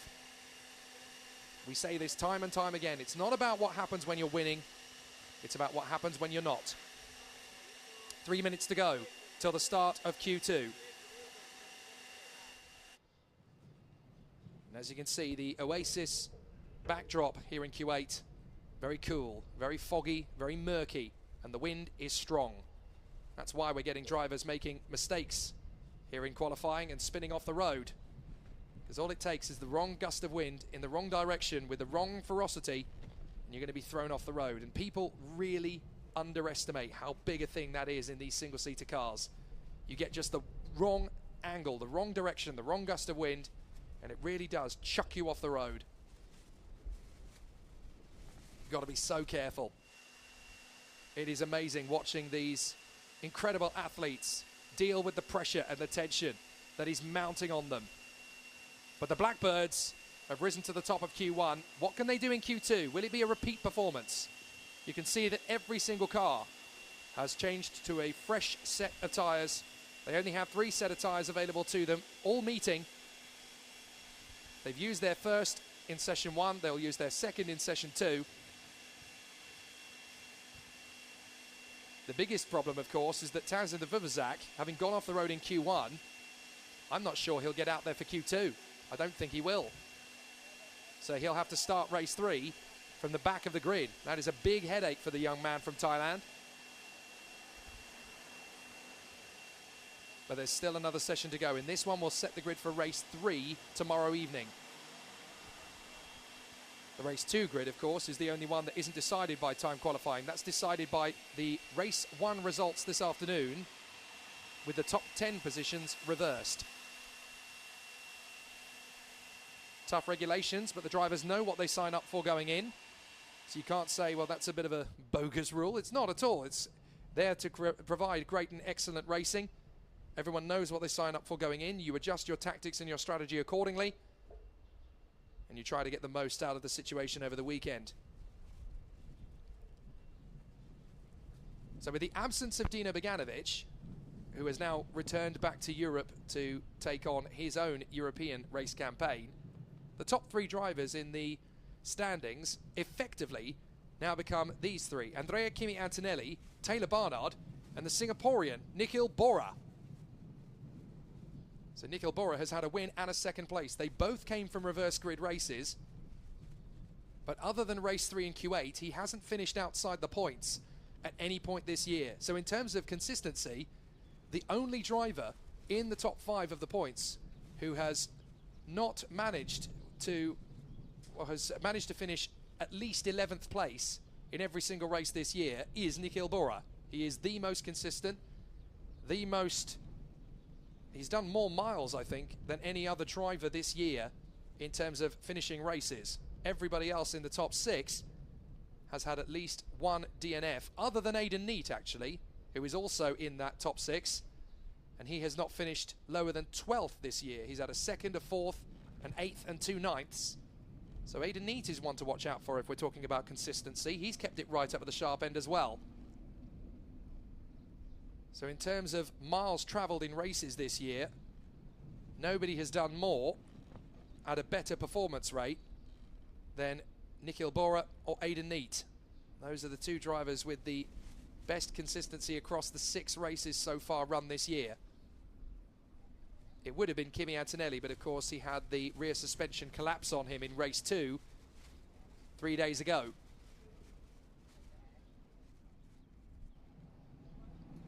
Green light. It's time to get the session underway again. Looks as though some subtle adjustments being made there to Lorenzo Flusha's car, just to get him going again. But out onto the circuit goes Kirill Smal in front of Aidan Neate. And I think that's Luke Browning in the high-tech. We go back into Q2.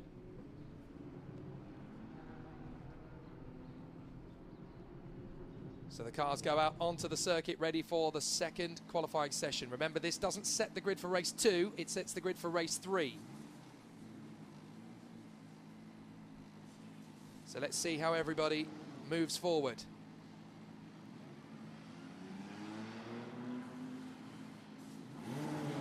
Cars head out onto the circuit. Sami Megatuniv leads Josh Dirksen out. Murray Boyer goes with them.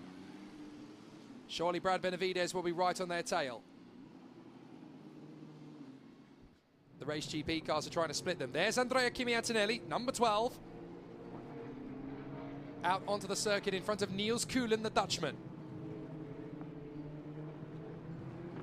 The column inches that are being written about Andrea Kimi Antonelli really need to be careful about how much they hype this young man up. Yes, he is an exceptional talent. Yes, he is probably Italy's brightest star in the junior categories, probably since Giancarlo Fisichella back in the 90s.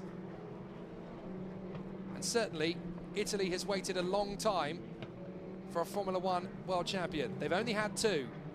Giuseppe Farina, and you've got to go all the way back to Alberto Ascari, 1953. They've waited a long time.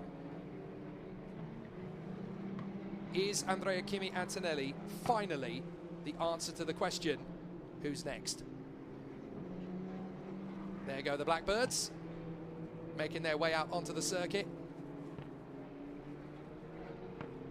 This is a fabulous challenge, the Kuwait Motor Town circuit. It is now the longest racetrack in the Middle East, and it's one of the toughest. Elevation changes, differences in camber, differences in corner radius, fast sweepers, blind apexes, and as you can see today, changing weather conditions.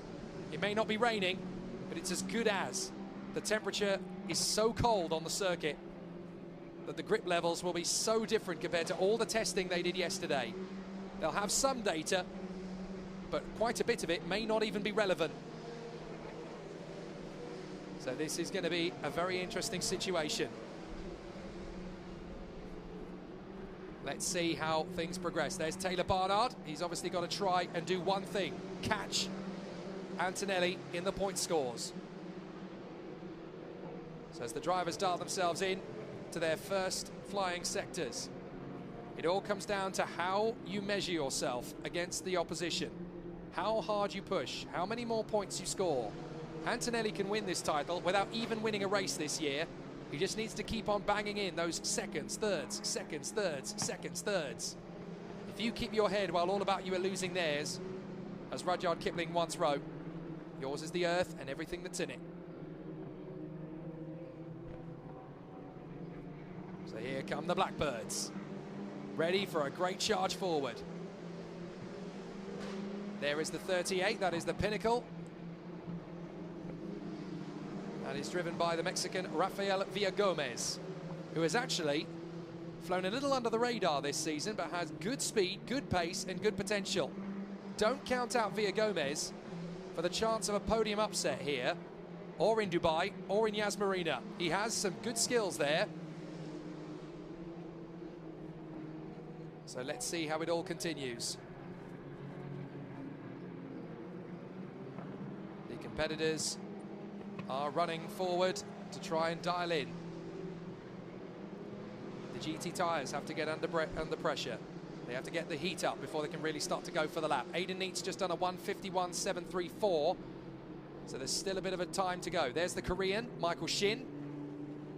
Michael Shin is only in his second season of car racing, and he's come straight into Formula Regional, and he didn't do any karting before that either. So Michael Shin, you can point the finger and say he's not doing that great a job, but when you consider that everyone else in the field has had years upon years upon years of karting underneath him, if you ask me, Michael Shin is doing a very admirable job indeed.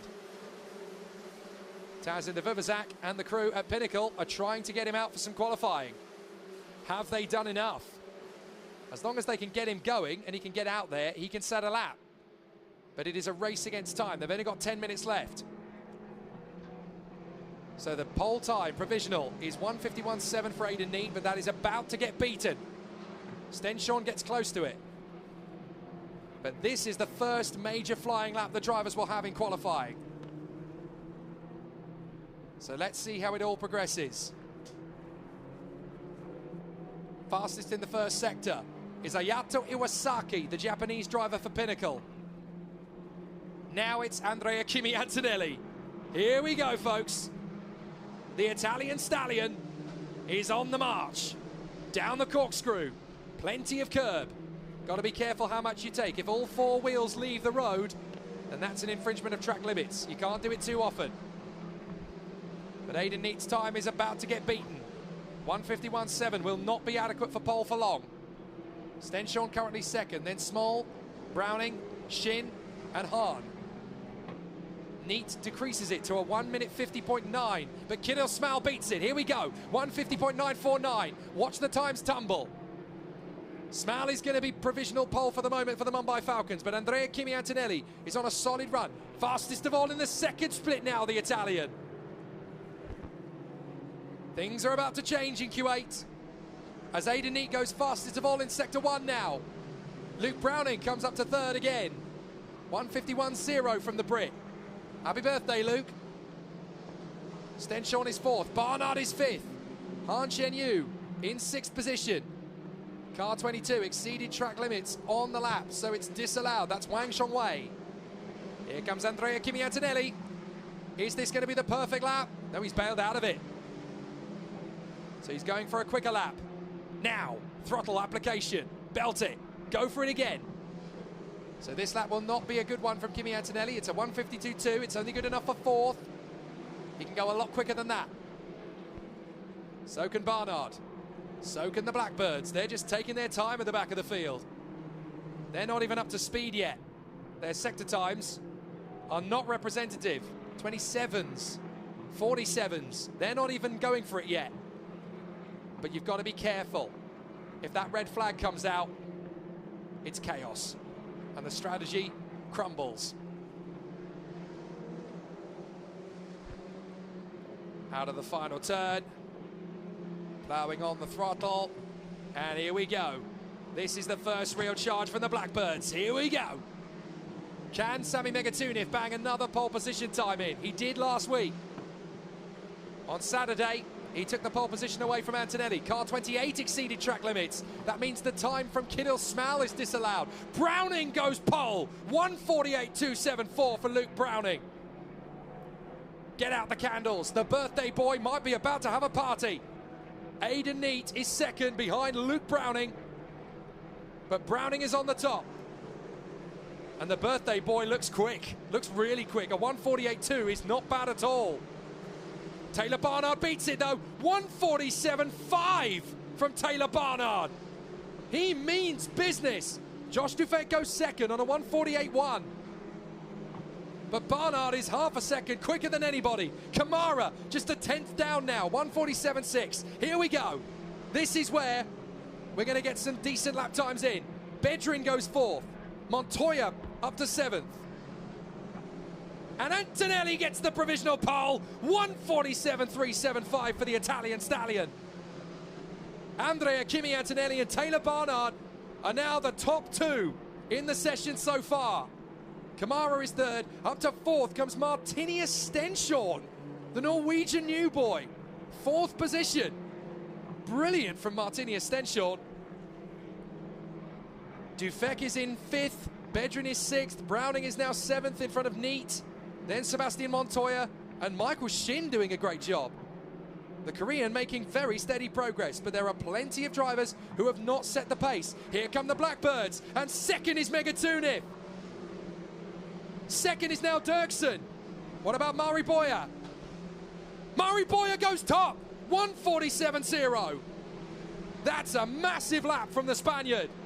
Mari Boya goes provisional pole. 1:47.095.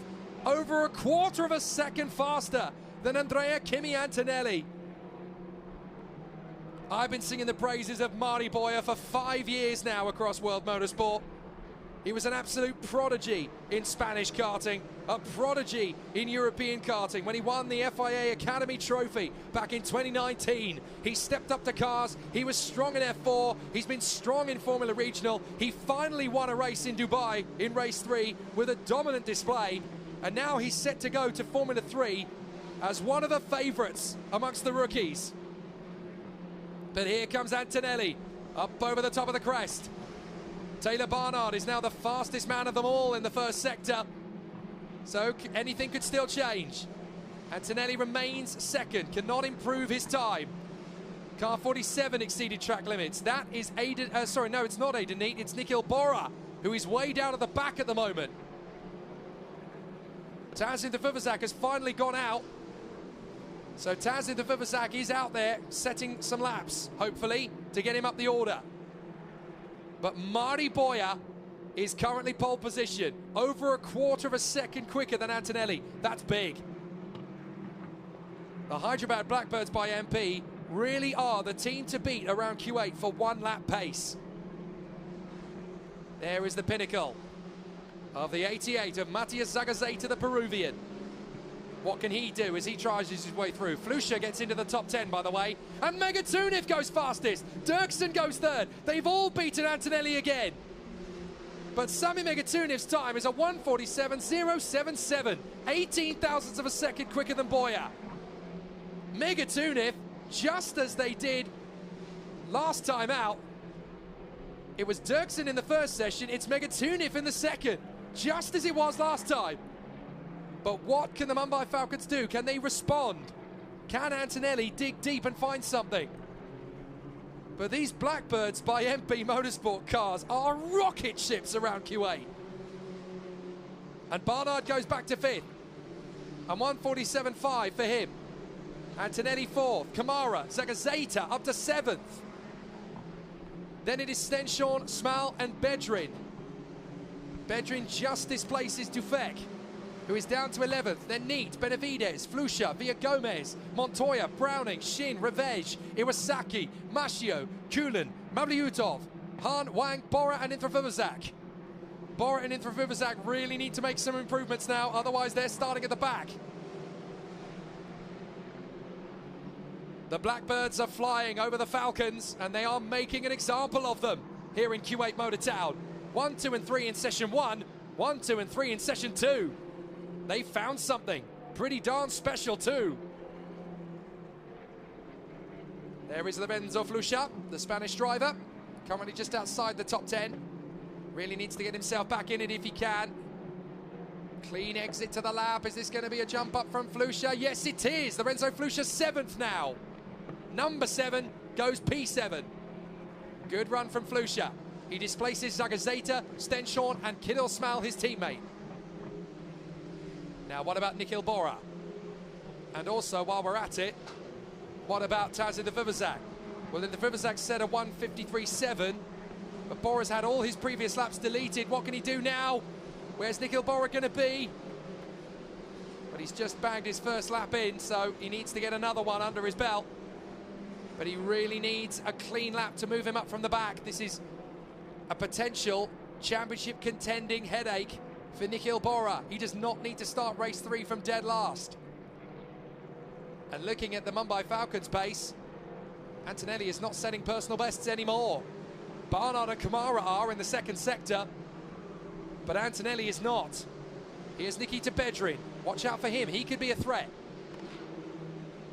Bedrin is just outside the top 10, but he's had a smooth lap. What can he do? Not this time. He's dialing in for one more, that's why. This is going to be his fast lap. Antonelli out of the final turn. He's been displaced. 3rd position now. Antonelli up to 3rd. Barnard up to 4th. Kamara up to 5th. Car 7 has had their time disallowed. That's Flusha for exceeding track limits. But Antonelli, Barnard and Kamara have come up to 3rd, 4th and 5th as Montoya has had to bail out of his final flying lap. Montoya is going to be down in 16th. What a disaster for the Red Bull Junior. But Kamara still feels he could get to the top 2 rows. Kamara sets a 22.9 for Sector 1. That's faster than anybody ahead of him just did. So Kamara might be able to spring himself up. The Brazilian hasn't given up. There's Barnard behind one of the high-techs. I think that was Mavliutov. But the checkered flag is out for Megatunev. He does not improve. Nor does Mauri Boya. But Antonelli, Barnard and Kamara are all on laps. Dirksen drops to 6th. He can't improve. What about Zagazeta? He remains P9. Luke Brown comes up to 12th on his final lap. A big improvement from the Brit. Kidil Smal doesn't improve. And Kamara's had to bail out. Well, the Brazilian will have to finish in P5 then. What a shame for Kamara. But 5th position is not bad. Car 14 exceeded track limits. That's Tazid Vivazak. What a shame. And Nikhil Bora, by the way, has leapt up to 18th with his final lap. It's better, but it's not where he wants to be at all. He's right in the middle of the difficulties at turn 1. Vivazak comes up to 21st with his last lap. Again, he's right in the danger zone. Kamara bails on the lap. He won't finish it. What about Antonelli? He's bailed too, so has Barnard, so that's it. It's a front row lockout again for the Hyderabad Blackbirds by MP, Megatunev and Boya. Sami Megatunev, the Frenchman, is in pole position again, just as he was 4 days ago. And this time, he won't get it on a disallowed time. He was the fastest, and rightly so.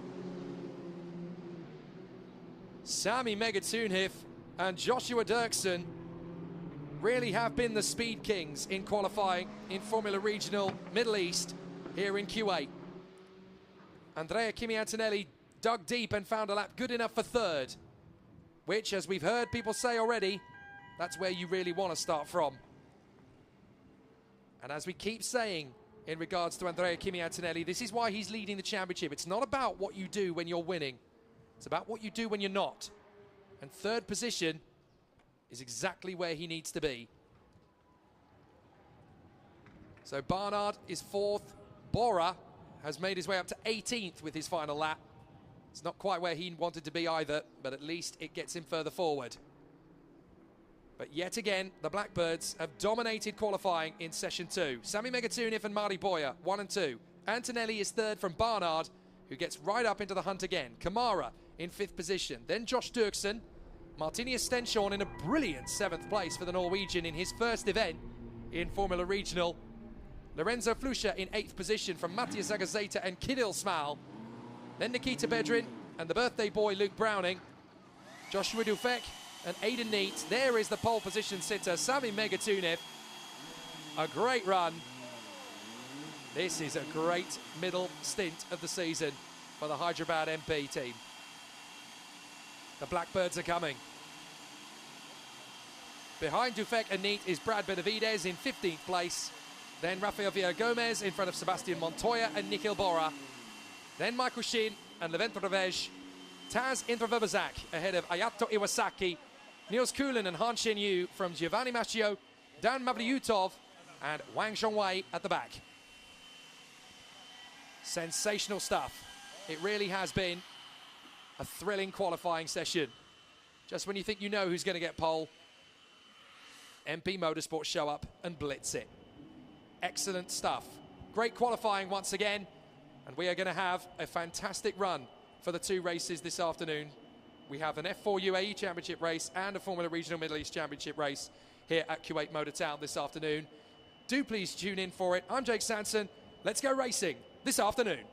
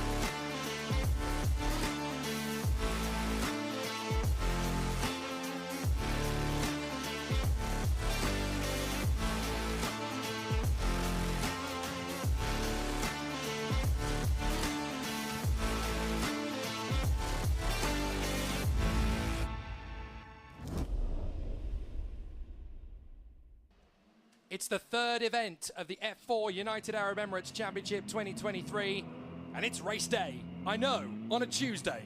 Who'd have thought it, right? A fabulous opportunity to come racing here again on the Kuwait Motor Town circuit.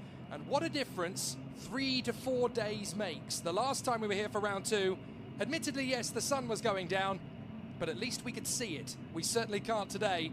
It is misty, foggy, gloomy, windy, and there could even be some rain over the circuit over the course of the next couple of hours. Hello everybody, Jake Sanson here for round 3 of this 2023 F4 UAE Championship, certified by FIA, launched by the current FIA President Mohammed bin Sulayem all the way back in 2016. And what a venue to go racing on, the brand new Kuwait Motor Town circuit designed by the Formula 1 architect Herman Tilke, and this is very much the dawn of a new age. Other than the 12 hours of Kuwait, nothing has raced here in the past, so this is an absolute door opener for this amazing circuit, this amazing country, and the longest racetrack in the Middle East, longer than both Yas Marina and the Dubai Autodrome.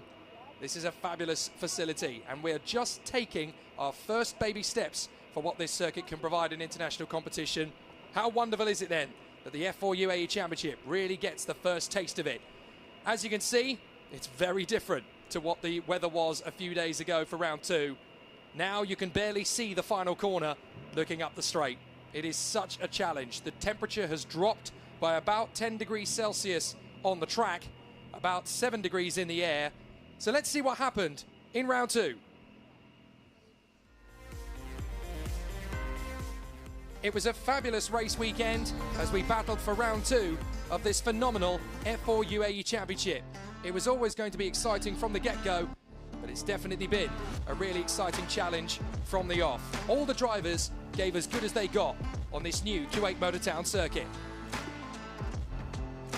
James Wharton began his championship attack in earnest with a fabulous drive to victory in race 1 and second position in race 2.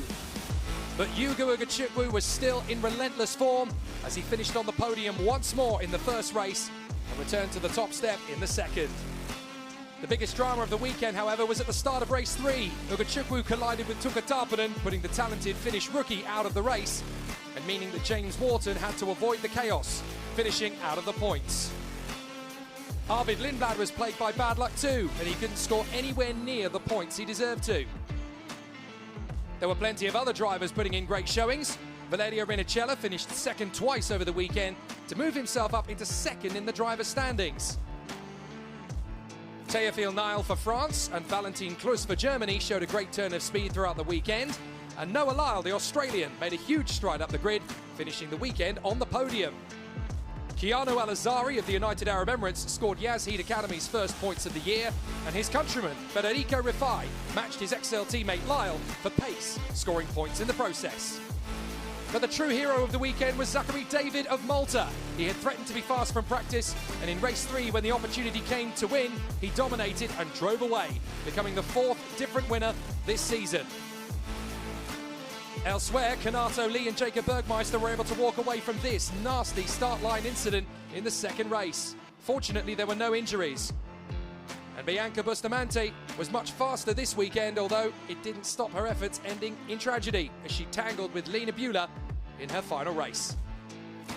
So Ugachukwu still leads the standings by 31 points to Rinicella, with Wharton up to 3rd and Tarpanen and Lindblad now being caught by Zachary David. Arvid Lindblad is still ahead in the rookie rankings, but only by 4 points ahead of Tuka Tarpanen. And the Mumbai Falcons lead their sister outfit Prema in the team standings by 26 points. So in the rookie standings, it's still very close up at the top spot. 4 points in it. And in the team standings, Prema and MP Motorsport are doing all they can to catch the Falcons.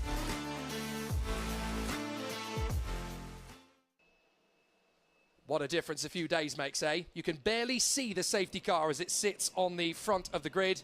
This mist and this fog is definitely going to be a big challenge for the drivers by comparison to what we saw a few days ago. No, you do not need to adjust your set. That literally is what we can see. Feline Wang is with our pole sitter for race 1. Ugo, the others are starting to catch you now. Can you still hold on to the lead? Yeah, we will see. It should be quite a competitive race. Long run into T2, so yeah, we just need to do our job again, try to get a clean start, and then we'll see if we can pull away. Good luck with the race. 那刚刚我问到 Hugo 呢，因为现在呢，其他的车手呢也是赶上来了。那么他如何保持领先的位置呢？他希望呢，他有一个非常干净的起步，同时在T2的位置呢，可以拿到一个好的位置，同时呢，保持领先的位置。Back to you guys. Thanks, Feline. Great to hear from Yugo Ugachukwu. And yeah, that is a very interesting factor. Holding on to the lead is probably harder than claiming it in the first place. Once you're in the lead, you know that you've got a target on your back. Everybody wants to come at you and go for the overtaking moves and make their way steadily up the grid. So overtaking is obviously going to be a guarantee in the F4 UAE Championship. Sometimes you can have more racing in the course of 23 minutes and 1 lap of F4 UAE than you can in another form of racing over the course of a weekend. There really is something for everyone in this sport.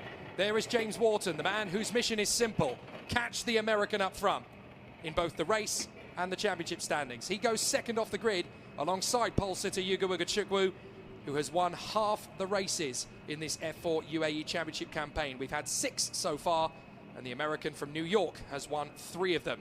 James Wharton, the Australian, lining up alongside him on that second position of the grid.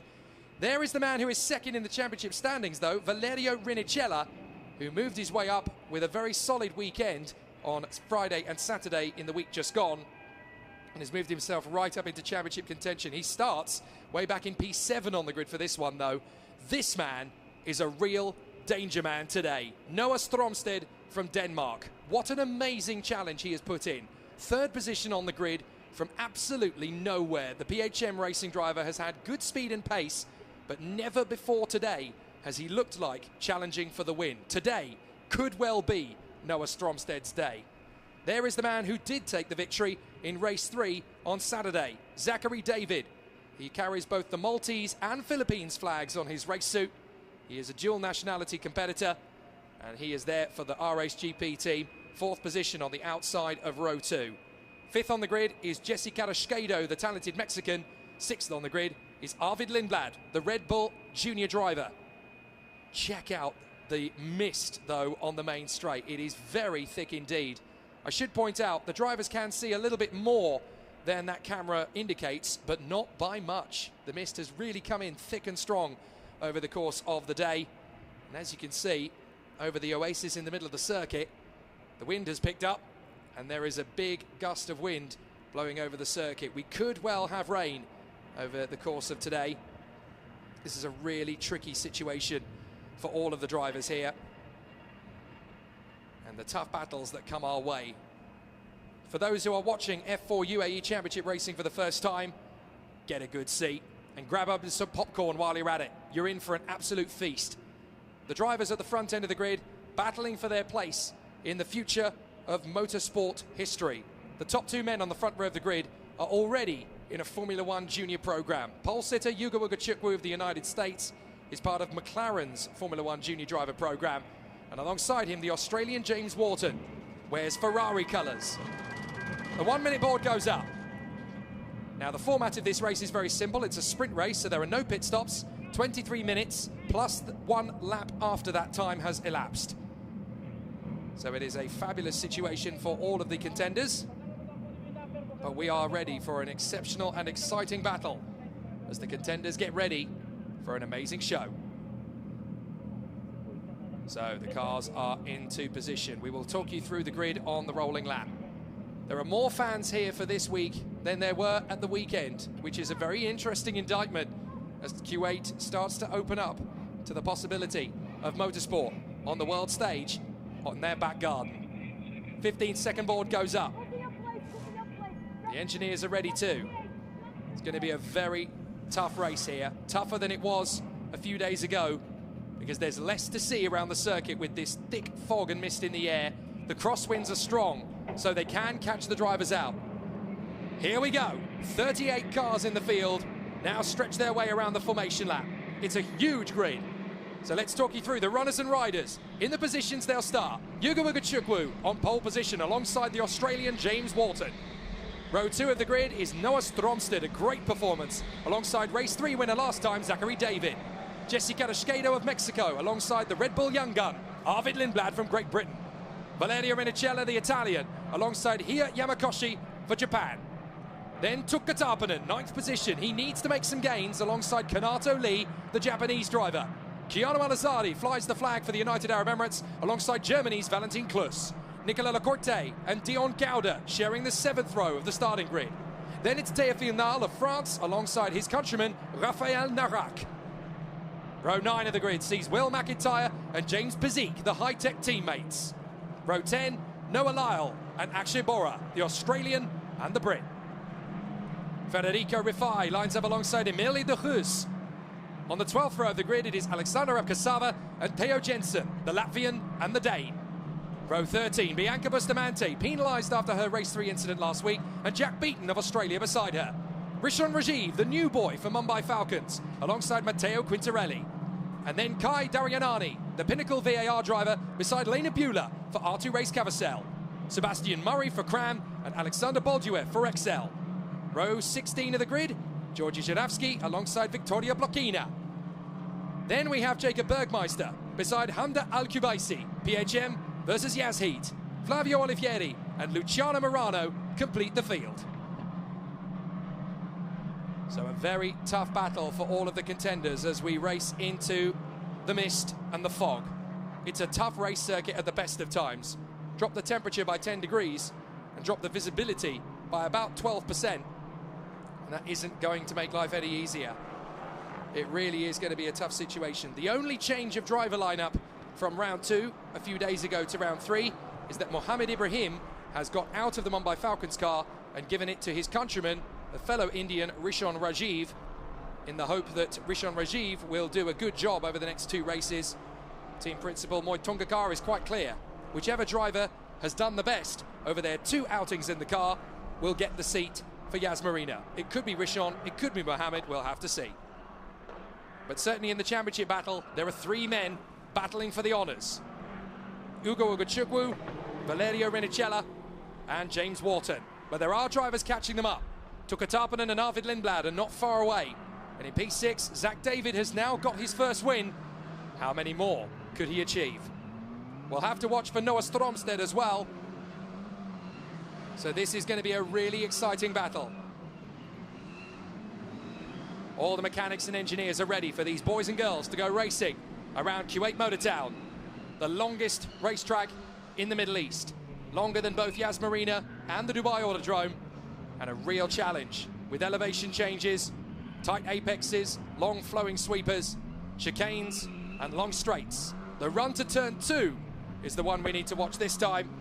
Turn 1 is flat on the throttle. So the final cars come into position on the starting grid for the F4 United Arab Emirates Championship, round 3 to get underway.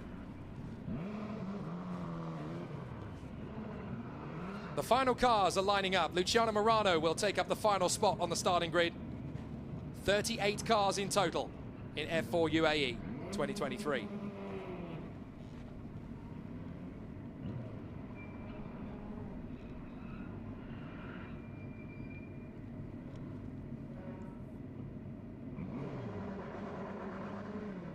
The final cars getting into position. We're ready for the F4 United Arab Emirates Championship. Round 3, Race 1, 2023 to get underway. Ugo Ugochukwu and James Wharton on the front row of the starting grid. The championship battle is really taking height now as we gear ourselves up, ready for Race 1. The lights are out, let's race at Q8. A great start for Ugochukwu, not bad at all for Wharton. Stromsted gets a reasonable one, so the top 3 run together in formation, and there's a car barely moving on the straight. It's Alexander Abkasava. He drops to the back of the field. Fortunately, everybody misses him, and as they head down the long straight to turn 2, you can see just how foggy it is. Nobody can really see up the straight how things are playing out. A couple of drivers having to go off the road to avoid the contact, but round the outside, Wharton is trying to take his move on Ugochukwu. He has to bail out of it, but it's a good start from Stromsted. He runs in front of Rinicella. Rinicella is up to 4th place. There's a spin in the tail end of the field through turn 2. But everybody else appears to have made it through on the opening lap. There's one car that spun it. Can't quite make out who that is, but we'll have to zoom in and figure out. I think it's one of the Pinnacles that has gone around there at turn 2. But we are battling away in a fantastic race rhythm. You can see drivers running a little bit wide there on the far side of the second hairpin, and that is the 88. That is Kai Daryanani.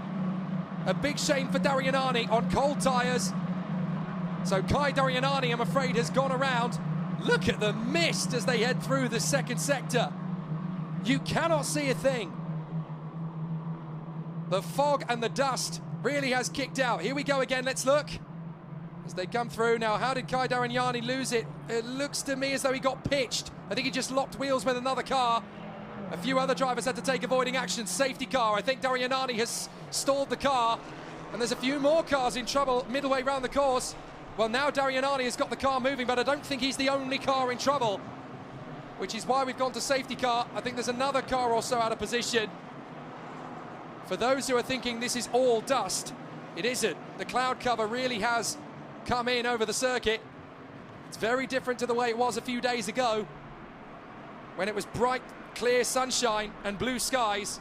It certainly isn't today. Check it out. This is 2:36 in the afternoon, and this is what everybody can see.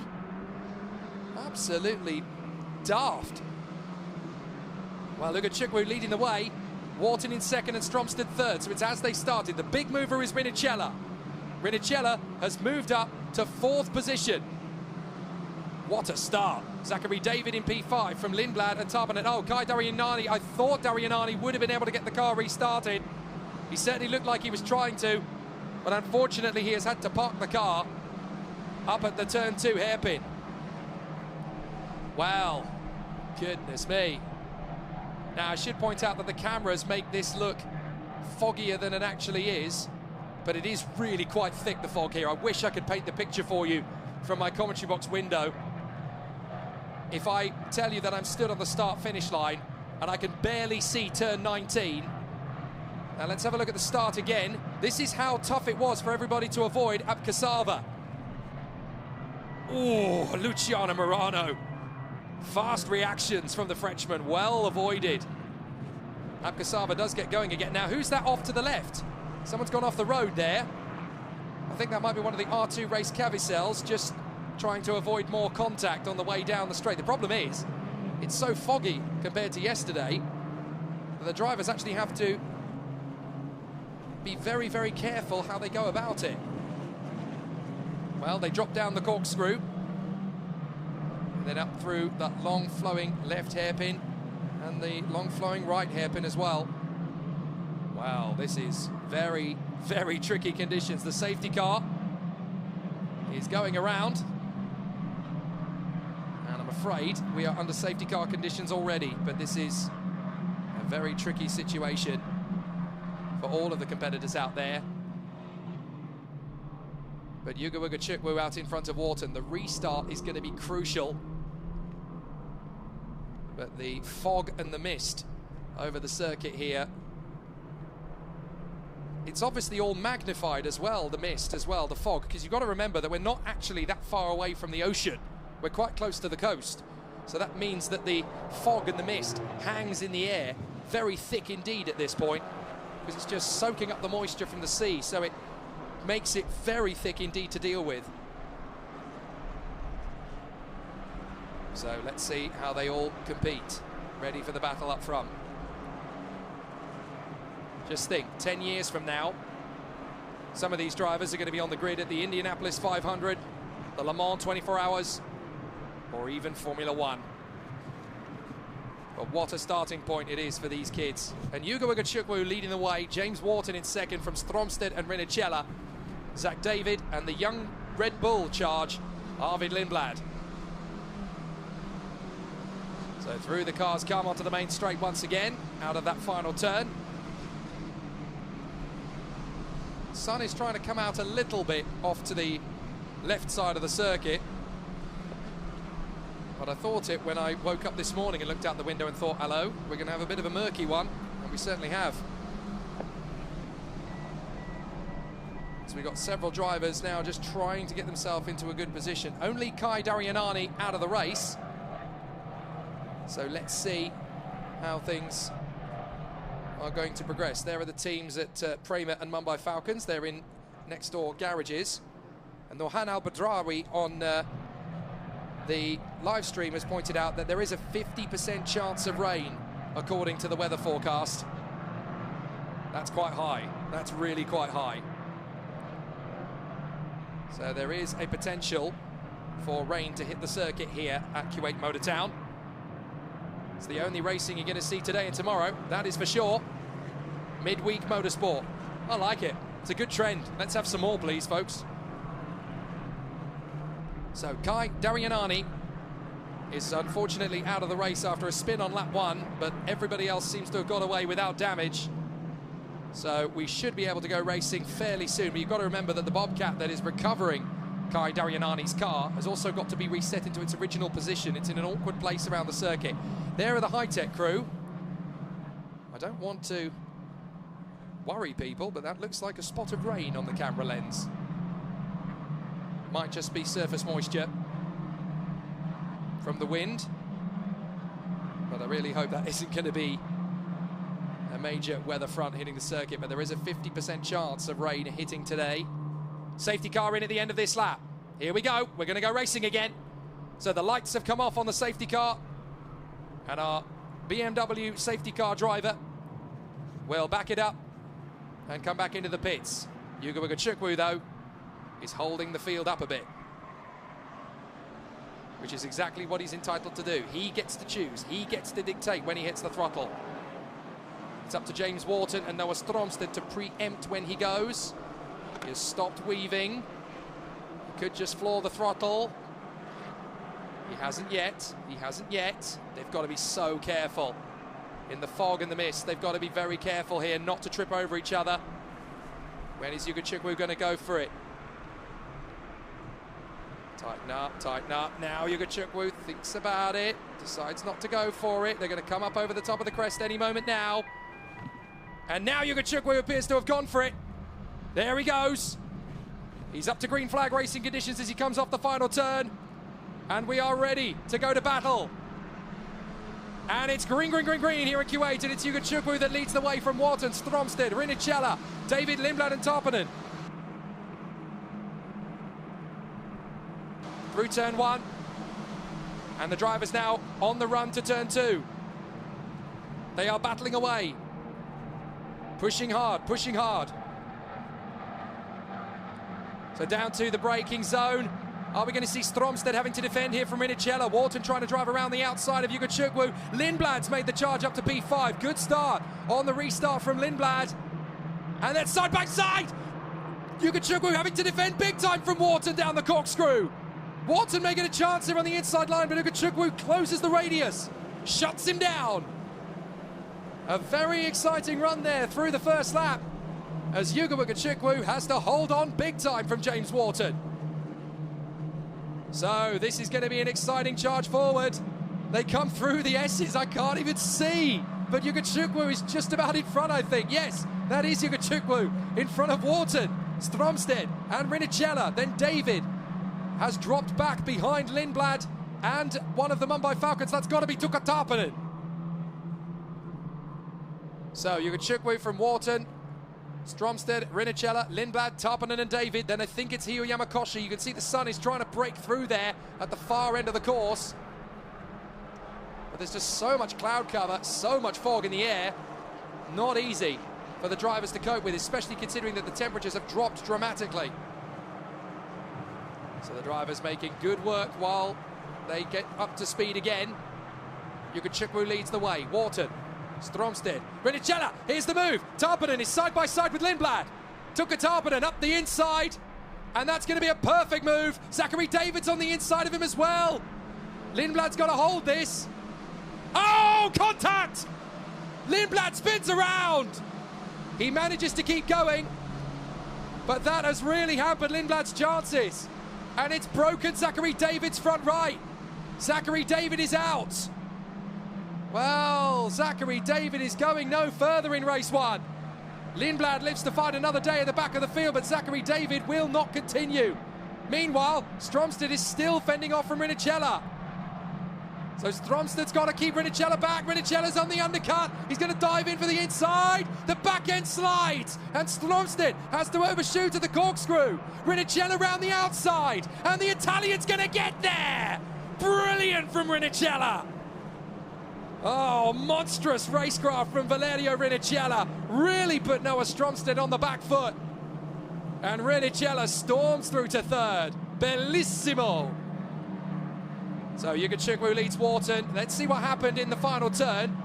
Now look, Tarpanen's got the clean move on Lindblad. Zachary David sees the gap as well, decides he's going to go for it.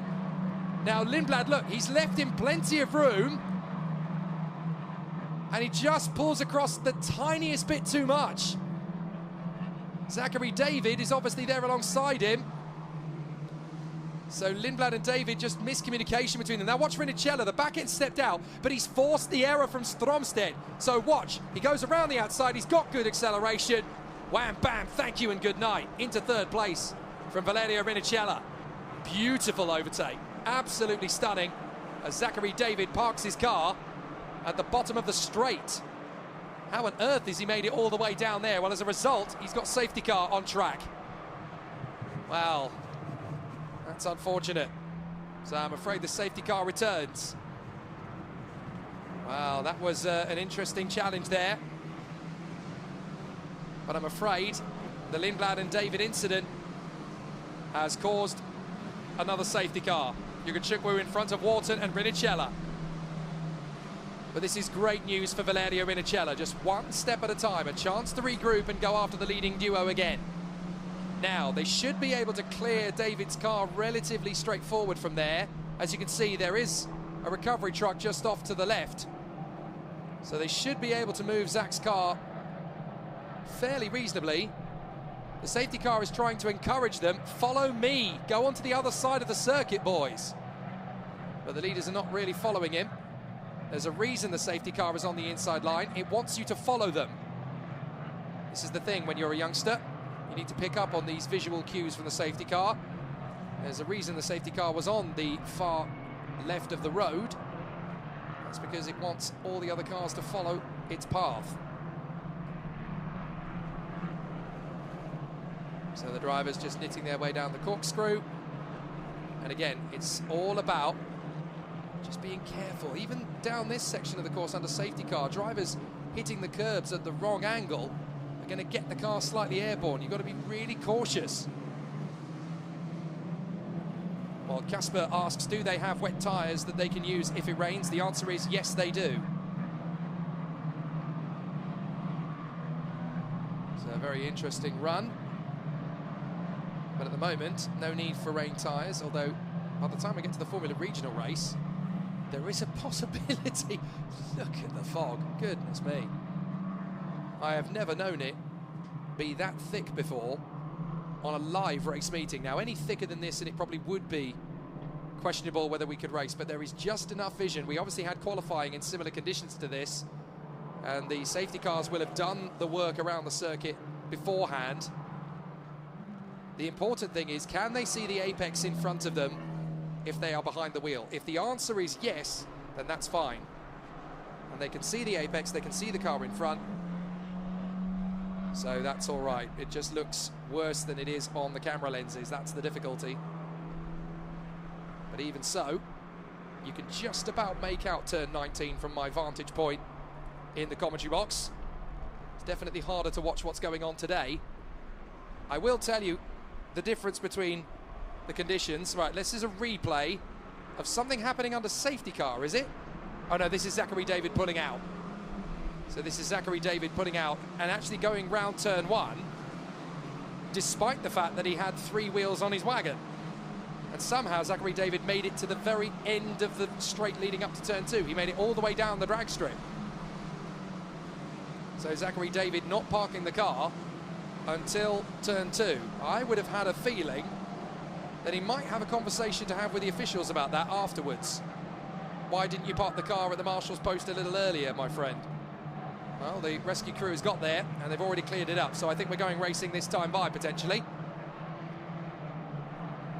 But this is all going to add to the pressure, all going to add to the intensity of the situation. And before you chastise these drivers, just remember, they are 15 to 17 years of age, roughly. And this isn't like the world of soccer or cricket or tennis or rugby or anything like that, where all your practice matches, all your practice competitions and your training are done behind closed doors. In the world of motorsport, everything is live streamed these days. So all these mistakes and all these pressures are thrown at them from a very young age. There is no point criticising them for making mistakes. You'd do the same in their position. So Veda Vanilla asks a very suitable question. Is there a reason why they use time instead of laps for races? Well, yes, it's basically because at this age, there is only so much that the body can physically cope with, and distance is not always the situation. It's basically to give the drivers as much of a length of time of races as possible, but obviously if there are situations like this when you have safety cars, you've got to run to time rather than run to lap distance, otherwise you could be here all day. Safety car in this lap. So now Yuga Chukwu will back them up once again. So let's see how they run through. And already Yuga Chukwu's gone for it. He's gone very early, actually. He might find he meets the safety car. No, he's all right. He won't quite meet the safety car on the way down the back straight, but he was lucky there. So up to the final bend. And Yuga Chukwu has completely caught James Wharton napping, but Rinicella will have the slipstream. Wharton may pick it up from Yuga Chukwu as well as they come off the final turn. Little bit of a twitch from the American, but we are under green flag conditions. Green, green, green, green, and we're racing again at Kuwait. So up towards turn one, flat on the throttle, 5.5 to go. And the battles will rage from here on in. Yuga Chukwu, the American, is out in front of James Wharton and Valeria Rinicella. Noah Stromstead, Tuka Tarpanen, and Keanu Al-Azadi is up into P6. Great work from the young man from Dubai. Here's Wharton, having to defend from Rinicella whilst also attacking Yuga Chukwu. He's in a rock and a hard place here, so Wharton's going to move to cover off Yuga Chukwu's defence. They're going to go side by side. I think we may have had a little bit of a spin at turn two. I think I can hear some wheel spin. Oh, we have. That's Will McIntyre and Noah Lyle. So Noah Lyle and Will McIntyre, they managed to get going again, so we won't have a safety car. That's good. But I'm afraid the two of them have tangled at turn two. So we go racing. But Yuga Chukwu, Wharton and Rinicella are having their title battle at the front end of the field in race 7 out of 15 in this 2023 campaign. Through the S's. And up to the 5 corners to the right in a row. 1, 2, then 3, then 4, and then you tighten in big time for the 5th. Here we go. There's the 5th one. You actually straight that curve if you want. And then in through the pair of left-handers that take you onto the acceleration patch. Then you're flat through the throttle again at turn 19. Whoa, 2 more cars running wide in the background. They both keep going though. Cool, they really are running the gauntlet in this race, aren't they? And that's enough. That is one of the MPs, that's Emilie de Reus. So Emilie de Reus has gone off the road, and that's up at turn 14. She's trying desperately to get the car moving again, but I'm afraid that's going nowhere. We are told that the incident between Zachary David and Arvid Lindblad is going to be investigated after the race. Safety car again. Oh, this is not going to work. 3 into 1. Well, that's respectful. Lena Bueller goes wheel to wheel there with the number 12 car of Alexandra Kasava, and along with Luciana Morano, and they actually kept away from each other for long enough there. Wow, this is pretty tricky. Emilie de Reus, unfortunately, the car is just beached in the gravel. You've got to remember that it's much, much more slippery out on the course this time than it was 4 days ago when they first went racing. So it's not so dry out there. Yes, it is not raining, but thanks to the fog and the greasy conditions that come with it, it is a little bit more treacherous out there. And there's no point running on wet tyres because you'll have zero grip whatsoever. But even on dry tyres, you're really going to struggle, that's for sure. So the competitors trying to keep themselves in the hunt. A very difficult problem now because they're running short of minutes. But it's either that or you keep having red flags every time, and that just delays the procedure more and more. And the officials were very clear last time out. If you guys can't calm down, then it's the safety car that will run things rather than you drivers. So I can totally understand the need to bring the safety car out as many times as is needed. Great work from the marshals around the circuit, though.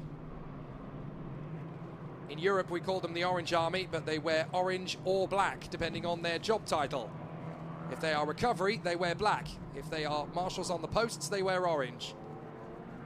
They actually had a really nice gesture from the Formula Regional and Formula 4 drivers yesterday. They were actually allowed to have a huge group picture with drivers and marshals last night on the main straight. It was a really lovely scene. If you've seen the pictures, I'm sure you'll agree. But these guys really grateful for the marshals around the circuit. So the competitors are gearing up. The Yazzie team are in a really strong position here. Keanu Al-Azadi is there in P6 at the moment. They got a bit of telly time. Well done. Just showing you the competitive nature of this category. Premier Racing lead the way.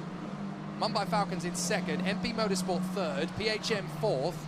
4 different teams in the top 4. Then Mumbai Falcons, Yaz Heat, High Tech, PHM again, Santalock and Pinnacle. Nearly every team is represented in the top 10, which is a real indication of how competitive it is. Now, if we go racing again this time, we're only going to get 1 racing lap, because the time is going to run down to 0 on this lap, and we get 23 minutes plus the additional lap. So this is going to be a very interesting challenge now for the officials. Can they get Emile de Geus's car cleared away quickly? They're certainly moving it now. And in fact, Emile de Geus has actually got going under her own steam. Now that says to me, we can go racing again now. They got her out of the gravel. So Emile de Geus can now try and catch up to the back of the field. The danger is averted. The course cars will get off the circuit. And I think we might just be able to get 1 green lap of racing left in this race. The time has run down to 0, as you can see, but we have 23 minutes plus the additional lap. The safety car is there. Any moment now we'll know if we can have 1 green flag lap of racing. Well done to the marshals and the officials for cleaning up de Geus's car as quickly as possible. Are we going to go racing this time? We wait for the confirmation. If not, we finish under safety car. Safety car in at the end of this lap, come on! That's what we wanted. That is what we wanted, folks. Well done to the safety teams. They're going to give us a 1-lap sprint to the finish. Hugo Bugachukwu, James Wharton and Valerio Rinicella.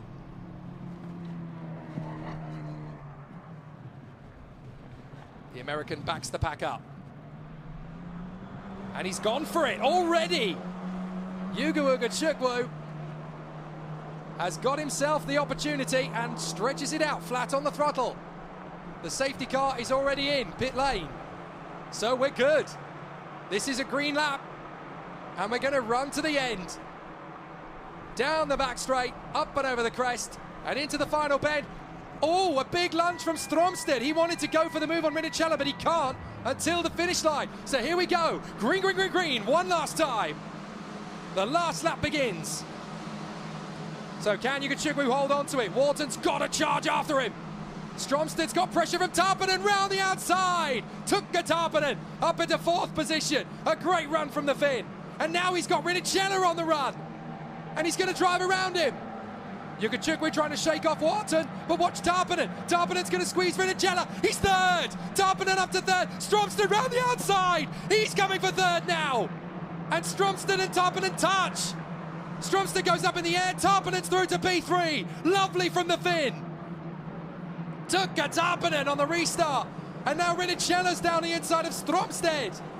He drifts wide. They both do. And Rinicella is through. Stromstedt's trying to get him on the switch.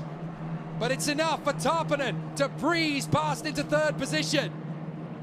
Tuukka the Tiger is up to 3rd place. And as they work their way through the S's again, Bugachukwu from Wharton, Tarpinen, Rinicella, and in 5th is Noah Stromstedt. You can barely see them as they come through the chicanes.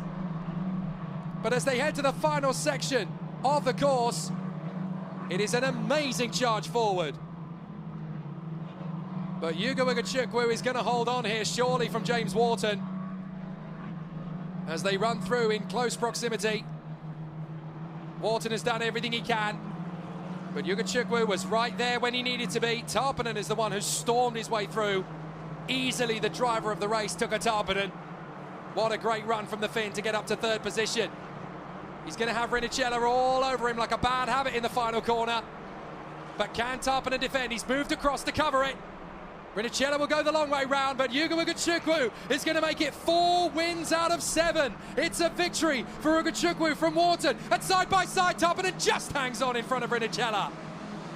Stromsted has to settle for 5th in front of Al-Azhari. His best result of the year from Valentin Klus, Kanato Lee, Hio Yamakoshi and Teofil Nile.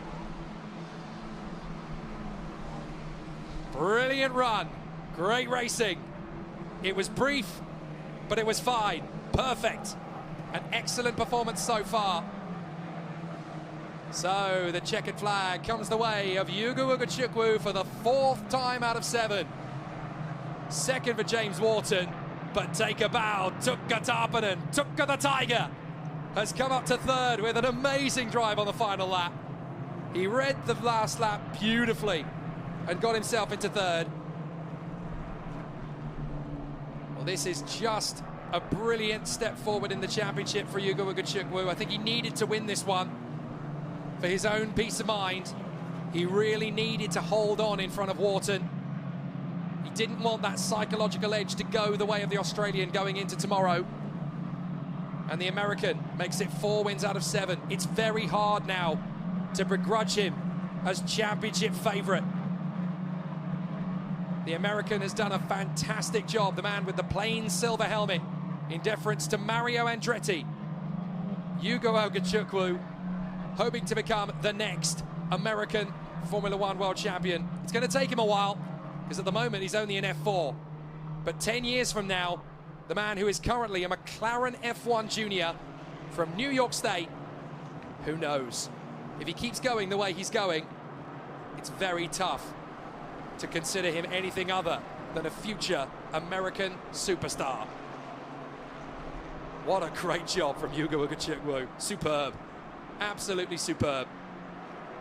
Didn't put a wheel wrong in that race. Had to deal with 3 safety car incidents as well. The pressure of that must have been very tough. But Ugo is a very tough nut to crack. Great run from the Mumbai Falcons though.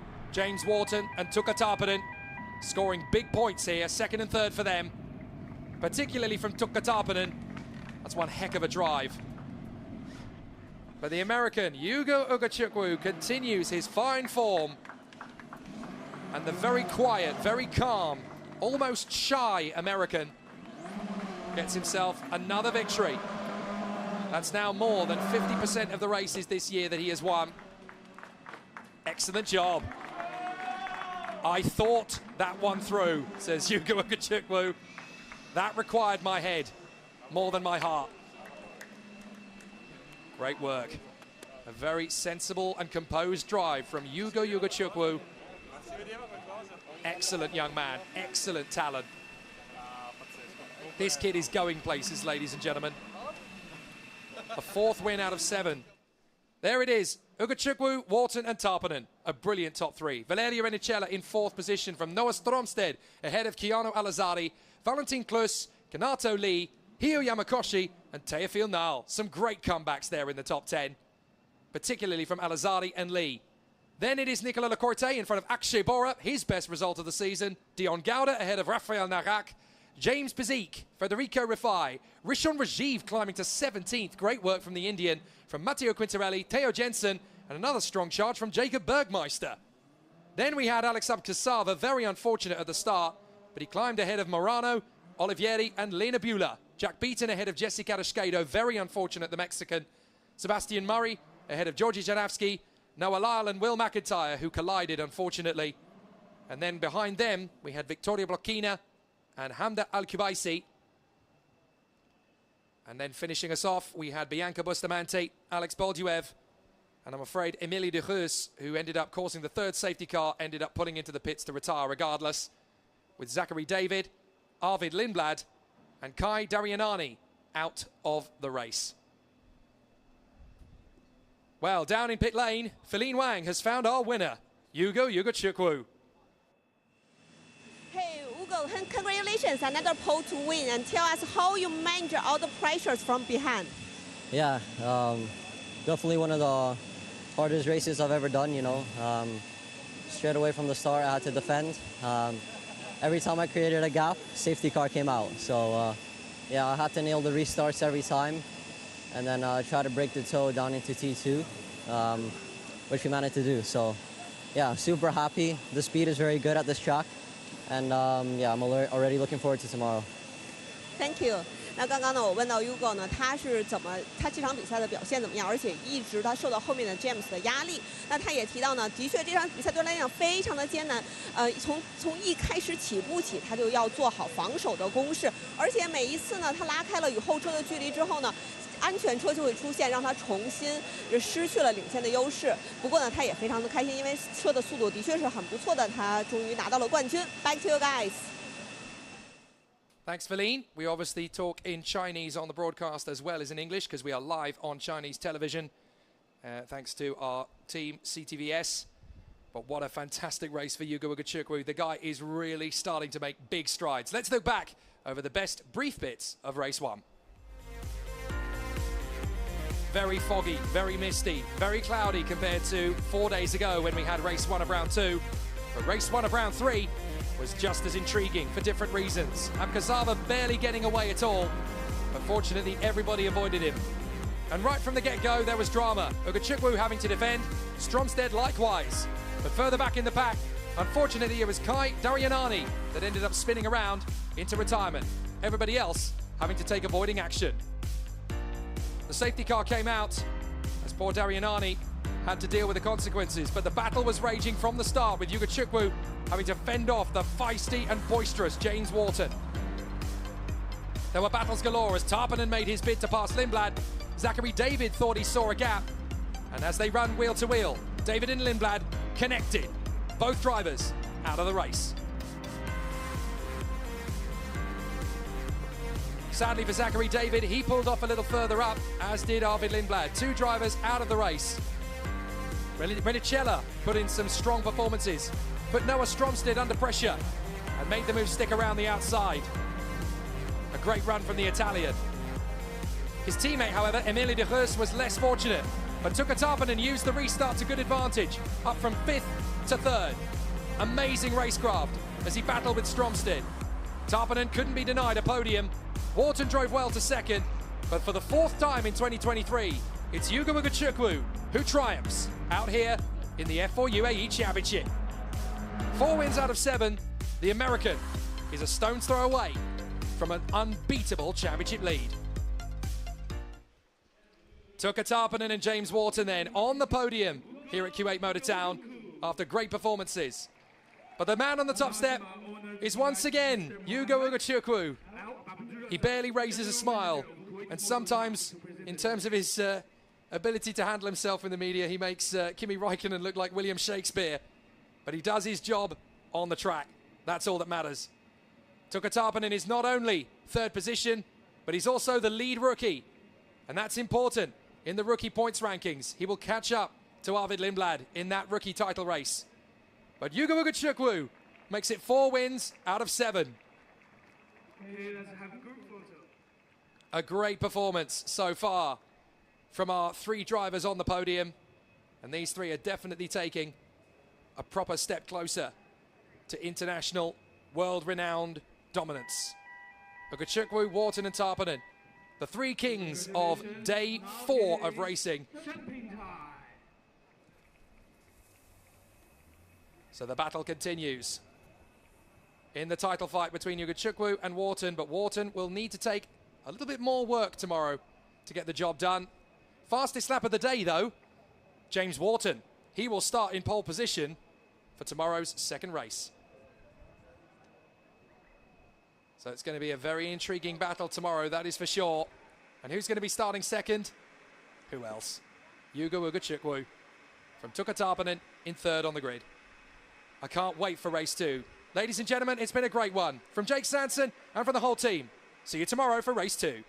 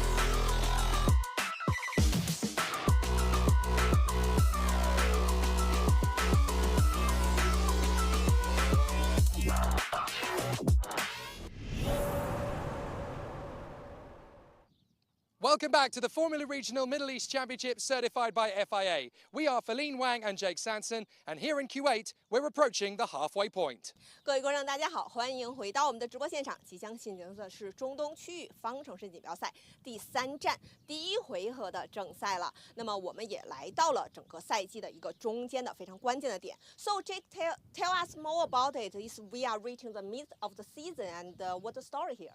Well, Antonelli has been very consistent over the course of the first 6 races. He leads the championship just by staying strong and in the top 5 every single time. But Taylor Barnard has got his first win, and he's trying to catch up the Italian. So these two definitely look like the stars of the show at the moment. But with 9 races to go, there are still plenty of drivers who could take some victories. 那么我们来到了赛季的中间点呢，安特纳利呢，因为一直稳定的发挥，一直保持了前5名的优秀成绩，所以他在领跑积分榜。那伯纳德呢，在上一回合呢也是拿到了冠军，所以呢依然是有非常大的机会。同时呢，还有9场的正赛，其他的车手也非常有机会能获得冠军。不过在正赛开始之前，先让我们回顾一下上一回合的精彩集锦。A few days ago here in Kuwait, the racing was fantastic. Let's look back over the best bits. Kuwait Motor Town became the newest circuit to greet the Formula Regional Middle East Championship, and with both teams and drivers relishing the new challenges the course presents, anything could have happened over the course of a busy weekend. The first lap of racing created controversy after a huge crash involving half the field. Despite the ferocity, everybody was okay, and after a red flag to clear the debris, racing could continue. The man who had benefited most was Dino Beganovic in his final outing of the year, who had somehow crept up to the lead. He repeated his success from Dubai by winning the opening race. But his young rookie teammate Andrea Kimi Antonelli produced a solid and consistent showing with 2 second places. He could have been on the podium a 3rd time had his left rear suspension not collapsed in race 2 to remove the Italian from a race for the first time this season. Taylor Barnard had another crazy weekend. He would charge up to the podium in race 1, only to be penalised for his role in the first lap crash. He would finish 2nd on the road in race 2, but would later inherit the victory after his teammate Joshua Dufek, who won brilliantly, would later be disqualified for a technical infringement. Sadly, in race 3, we'll never know how well he could have done, as he tangled with Rafael Kamara on the opening lap. Sami Megatuniv finally shook off the gremlins from Dubai as he bagged a 4th place finish in the 2nd race and triumphed beautifully in the 3rd to win in fantastic style. Had he not been part of the race 1 chaos, he could even have won twice. High-Tech had a troubled weekend as Sebastian Montoya showed enough pace to win, but couldn't score points after a catalogue of bad luck. Luke Browning made a strong debut, scoring points. And Gabriele Mini had his final outing and a weekend to forget, with mechanical problems affecting both of Saturday's races after his involvement in race 1's drama. There were podium finishes throughout the weekend for others, as Josh Dufek, Nikhil Bora and Rafael Kamara all made their way to the podium, as did Paraguay's Joshua Dirksen, who also stunned everyone by grabbing pole position for the first race of the weekend. So Antonelli leads the way by 12 points, 19 ahead of Barnard and 25 ahead of Bora. Beganovic's absence puts him out of the title race. Antonelli also leads the rookie standings, ahead of Bora and British star Aidan Neate.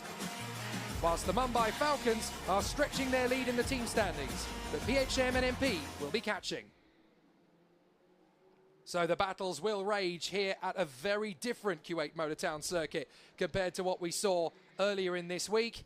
It is much cloudier, much colder, much gloomier, and much windier. There is a 50% chance of rain too. It couldn't be more different to what we saw 4 days ago. Hello everybody, Jake Sanson here with you to commentate on this first race of 3 in a mid-week race weekend. A very strange situation to be racing on a Tuesday and a Wednesday in the middle of the week as we battle for the next battle in the Formula Regional Middle East Championship, certified by FIA 2023. 6 races in, 2 wins for Beganovic and 1 for everybody else. But the championship leader has yet to win their first race of the season. It really is going to be an intriguing battle for the remaining 9 races of the year, and very close up at the top end. Dino Beganovic and Gabriele Mini have both returned to Europe to focus on their upcoming title campaigns, which means that the championship fight is now between Andrea Kimi Antonelli and Taylor Barnard on this amazing new circuit. From the start-finish line, flat out through left-hander at turn 1 and along the drag strip, you reach this corner, turn 2. It's a tight left-hand hairpin which really brings out the best of the drivers. It's wide enough to run 4 or 5 cars, but you probably shouldn't on lap 1, as we found out last time. However, if you get the trajectory and the braking just right for this hairpin, you then find your way to the next part of the radius. And as you can see, it's actually uphill in gradient, which means that the drivers have to be smooth and precise, as well as fast on exit. Once the cars have come up over the top of the crest, they then negotiate the downhill chicane, what I like to call the corkscrew.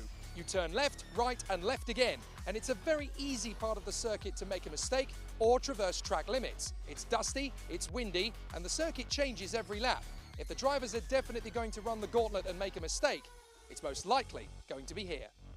A long hairpin to the left and a tighter one to the right leads us on to the next 2 chicanes. The first one is fairly straightforward, flat right, flat left. But then we come to the second one, and this is a much tougher pair of corners because you're flat out on the throttle and you're turning in to a blind apex, uphill on the gradient. So it's very tricky, especially if you're pursuing another car, trying to get in the slipstream to hunt down and overtake.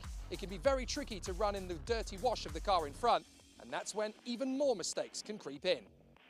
Sector 3 is the point on the circuit where the drivers get to experience some serious G-force. 5 right-hand corners that really test the driver's resolve. The first 2 are pretty much flat out with a decent apex. The third one, you have to keep a slightly more wide open angle because then you're going to tighten in very tight for turn 5 and even ride the crest of the curb. And you have to be very careful on exit because otherwise in the left-hander, you're going to be vulnerable to attack. You need to take the next couple of left-handers with style and confidence, then rise over the crest and into the braking zone for the final bend. It's a little bit slippery and dusty here, and it's a downhill gradient, so you need to be very careful on the brakes and a little bit delicate on throttle application. Turn-in is absolutely precise on this point, otherwise you're going to lose a lot of pace on the run to turns 1 and 2.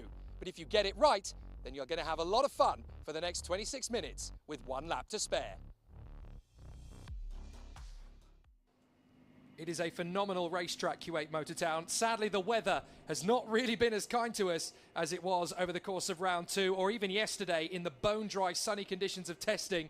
Today, I don't really want to say the word sandstorm because it's not official, but it's certainly flirting with it at the moment. You can see how tricky it is out there. But our pole sitter is down with our lady on the scene, Feline Wang. Hey Josh, you are back where you belong. Tell us, how confident are you that we won't have the same accident we had last week? Oh yeah, again P1, that's very nice, finally, here again. I think it's gonna be more calm now because last time it was the very first race for everybody in this track, so we got some valuable knowledge with these 3 races we had last week. And yeah, so I think it's we as drivers, we know better how it's gonna work in turn 2. So I think we will behave better and it's gonna be a better race. Have a good race. Yeah. 那刚刚我问到 Josh 呢，他因为他在上个比赛中呢，他在2号弯的时候就出现了一个事故。那么他提到呢，他也很高兴的能回到头位发车的一个好位置，同时呢，他也获得了更多的经验，比上一周呢有更多的经验在这条赛道上，同时他也更好的可以去处理如何进入2号弯之后，如何去面对这个之后的挑战。So also for you guys, like now we are getting really windy and it's very foggy here. So a totally different condition compared with last week. Let's see how those drivers gonna handle it. Back to you guys. I feel really sorry for Feline Wang down there on the start-finish straight, dealing with all of that wind, fog and mist, and it's so much colder now than it was the last time we came racing. But yes, a very tricky situation. For those who are interested, we also broadcast not just in English but also in Chinese because we are live on Chinese television. Hello to all those of you who are watching out in China. But we are here, ready to battle. Formula Regional Middle East Championship race number 7 of the season. And this is a very different situation compared to what we've seen. Pole position is Joshua Dirksen. Second on the grid is this man, Sami Megatuniv, the member of the Hyderabad Blackbirds MP team who took the win in race 3 last time out in Kuwait. And now he gets to go from second on the grid. but it's going to be a really interesting situation for all of the contenders. It is a very tough battle. But the top 3 cars from time qualifying number 1 were all from the Hyderabad Blackbirds by MP Motorsport. Out of curiosity, I decided to look up what the collective noun was for Blackbirds. You'd never ever guess. It's a cloud. It's meant to be, isn't it?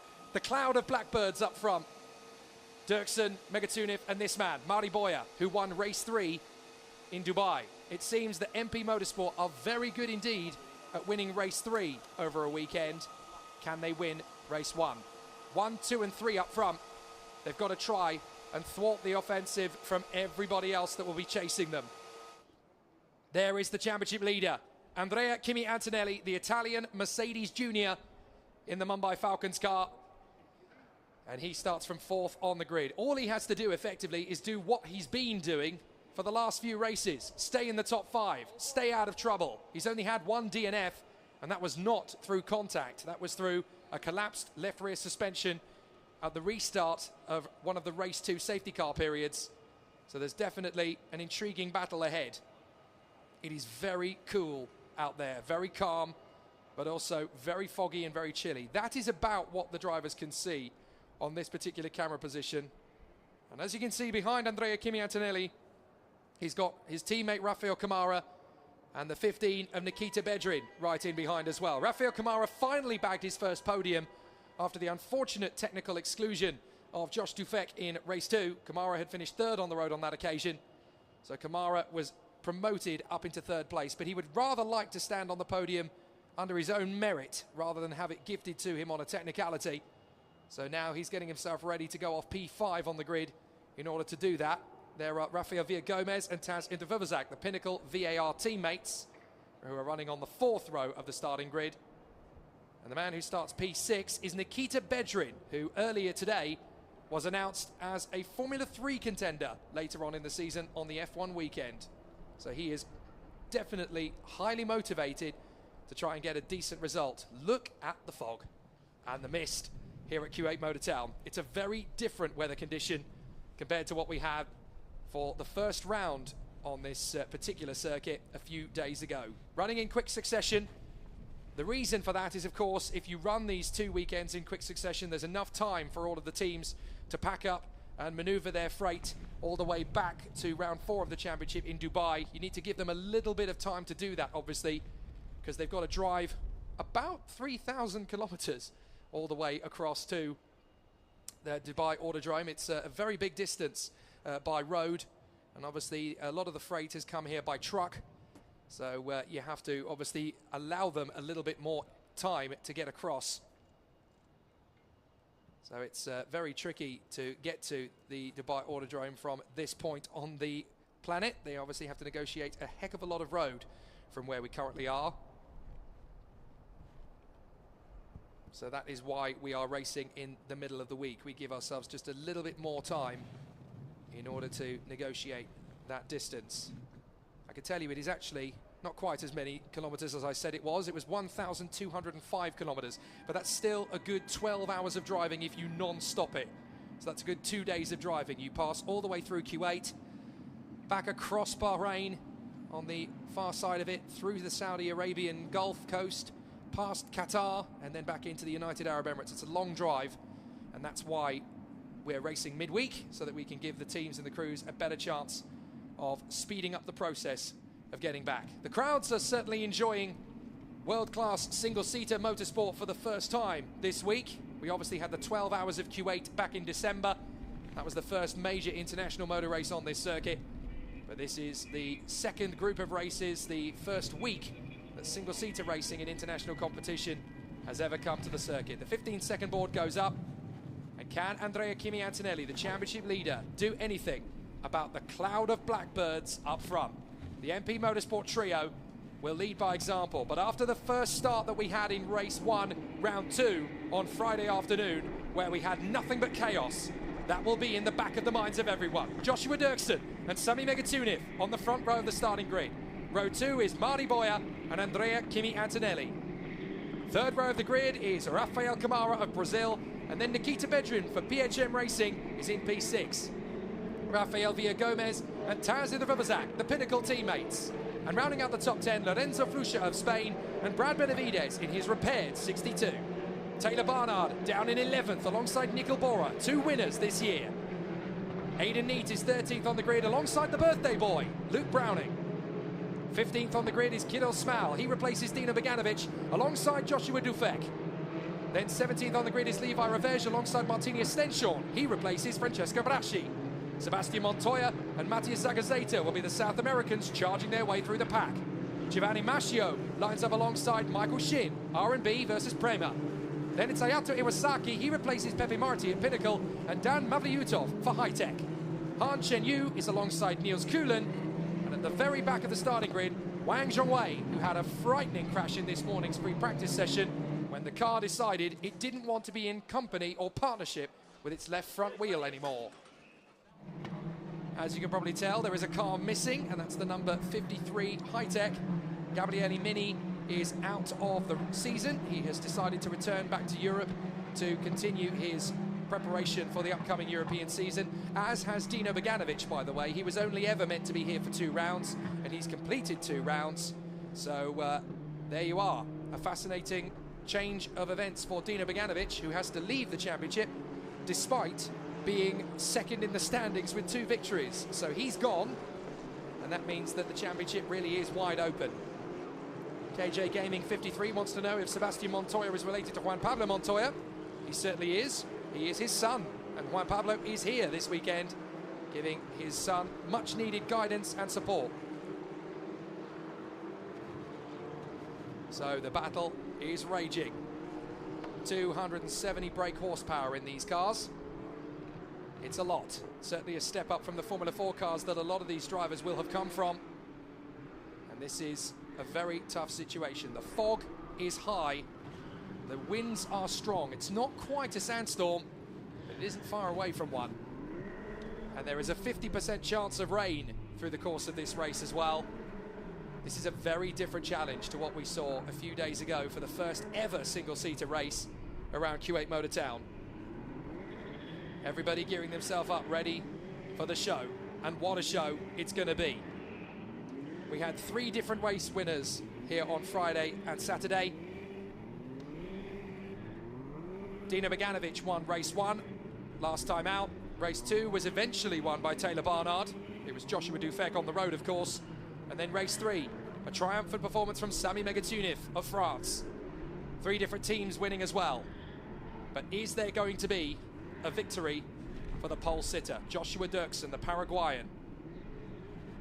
All 4 of the race winners other than Dino Beganovic are on this grid. The championship leader hasn't won a race yet, and the pole sitter hasn't won a race either. Talk about open competition. It's right here in Formula Regional Middle East. The final few cars just making their way to the starting grid here at Kuwait Motor Town.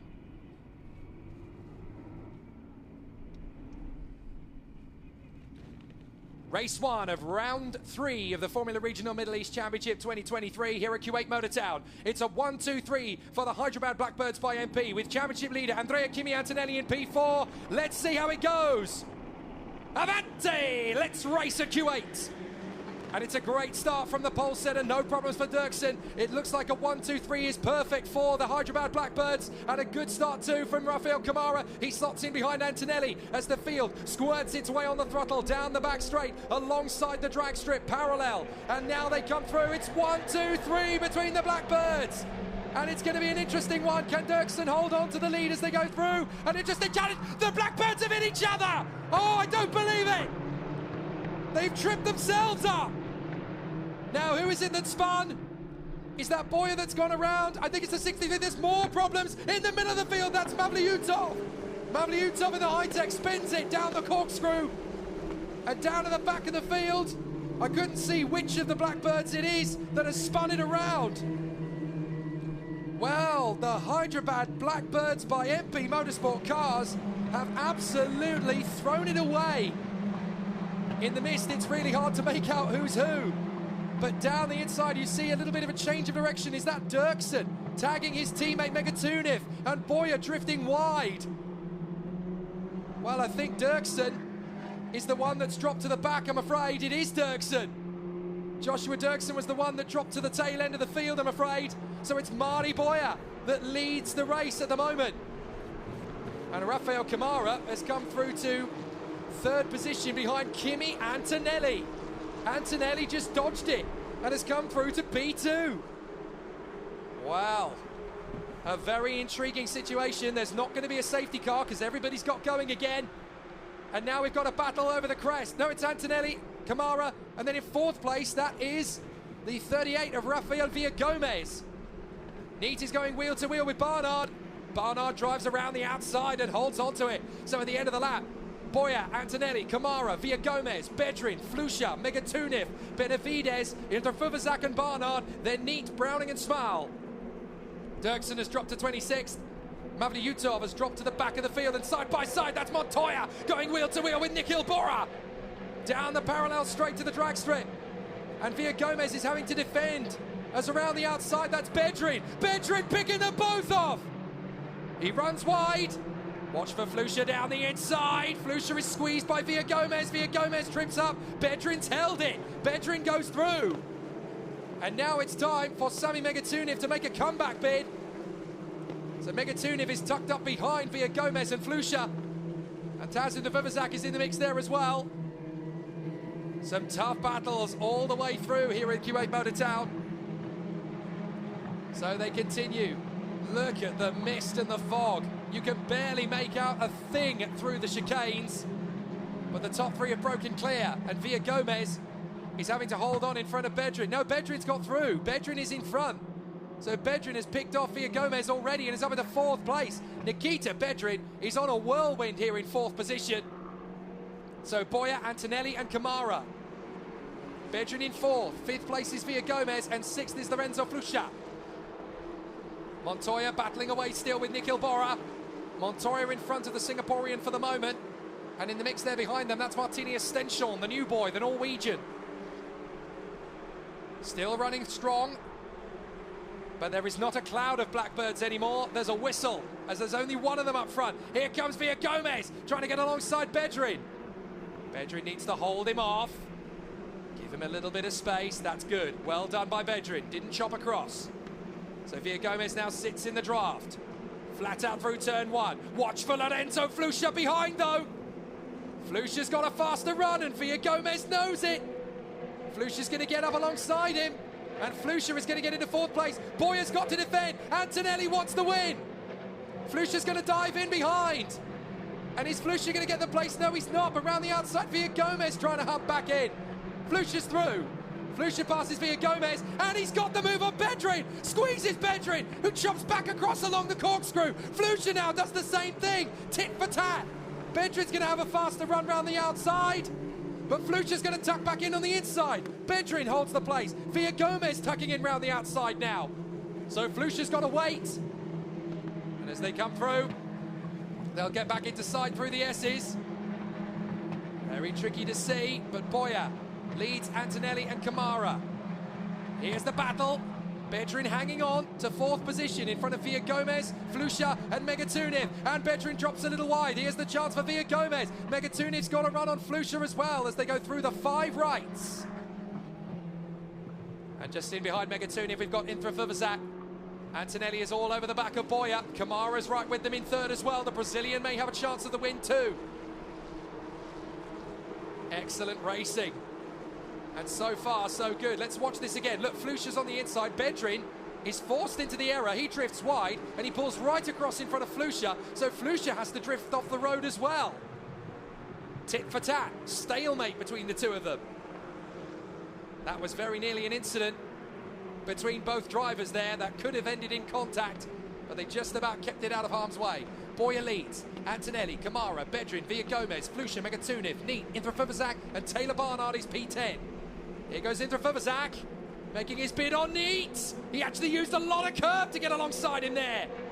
Interfuvazak, who duelled with Aidan Neat last year in British F4, is now duelling with him in Formula Regional Middle East. And they're still side by side. Meanwhile, Megatuniv has got Flusha, and Interfuvazak holds on in front of Aidan Neat. Good work, good driving. And they stay out of harm's way, side by side. This is Flusha trying to keep Megatunif back. Don't even think about it. This is great defense from Flusha. He holds on in front of Sami Megatunif. It's 3 wide behind them. That is Barnard, Smell, and Benavides, I believe. All dueling away for position. And there is an investigation going on. Nikita Bedrin, possible gaining an advantage beyond the track limits. So that could be a problem for Nikita Bedrin. We'll keep an eye on it because he's currently in 4th position ahead of Villa Gomez and Flusha. Megatunif has had to back down as Intrafivazat closes back up on Aidan Neat. Neat has held on to it for the moment. Andrea Kimi Antonelli is reeling in Marty Boyer, but he doesn't want to rush it. Flusha's run wide. Flusha's run off. Now, can he get back on before losing too much ground to Megatunif? But he's got dirt on the tyres. Here's the chance for Megatunif, and he's through. Now, there is a bit of surface sand on the circuit because the wind is high, so it is blowing sand onto the circuit, don't forget. So it's a bit like running on water at the moment. Here's Flusha getting back in on the inside of Megatunif. He dives in, he locks up. Megatunif's got to be careful on the exit because he's got pressure from the man behind him. That's Taylor Barnard. Championship contender. Now up to 8th past Neat and Intrafivazat. It's not raining, but it may as well be wet tyre conditions because it's so slippery. There's the move from Kirill Smal. He gets alongside Taz Intrafivazat. And now Boyer is really struggling to keep Antonelli behind him. 3 wide further back.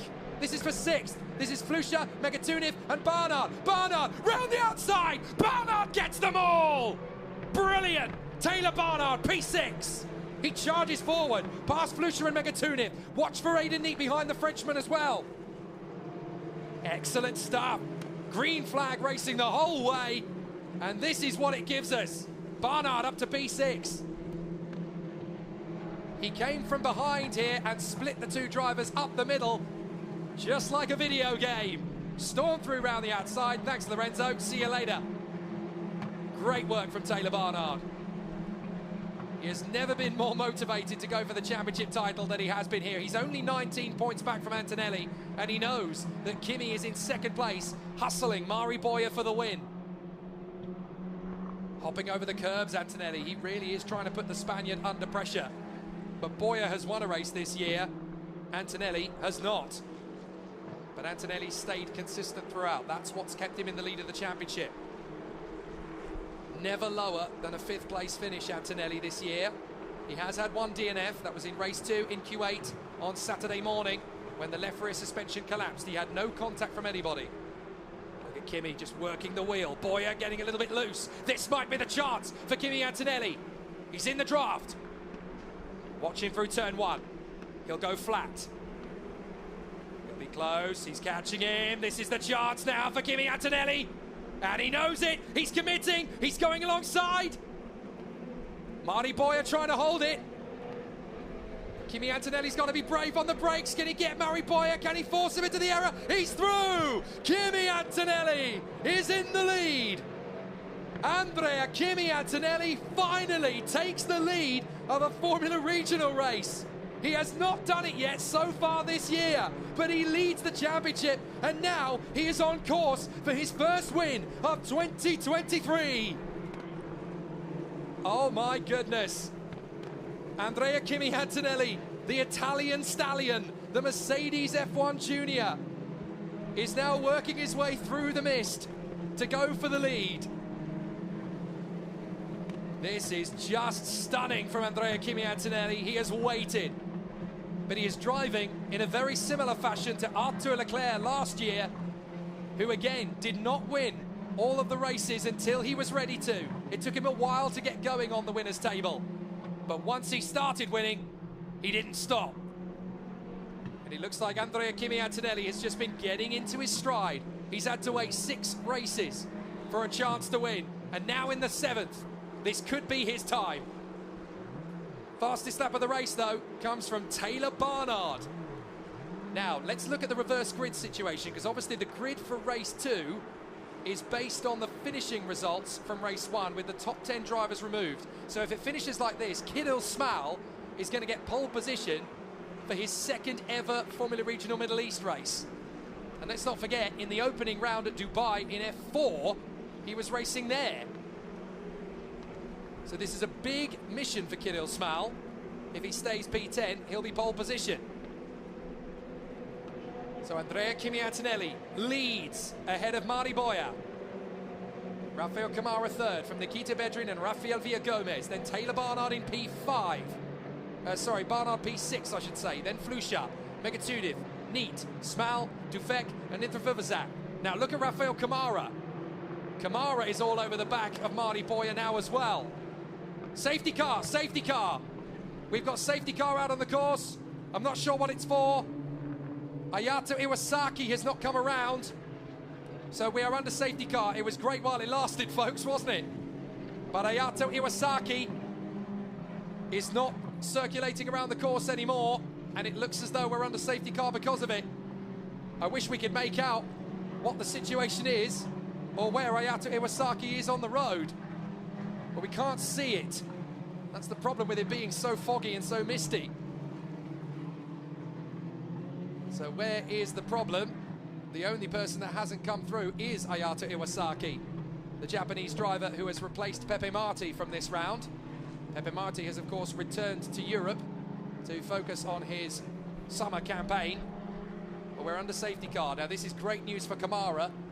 Not so great news for Antonelli. He'll be under pressure on the restart from Boya.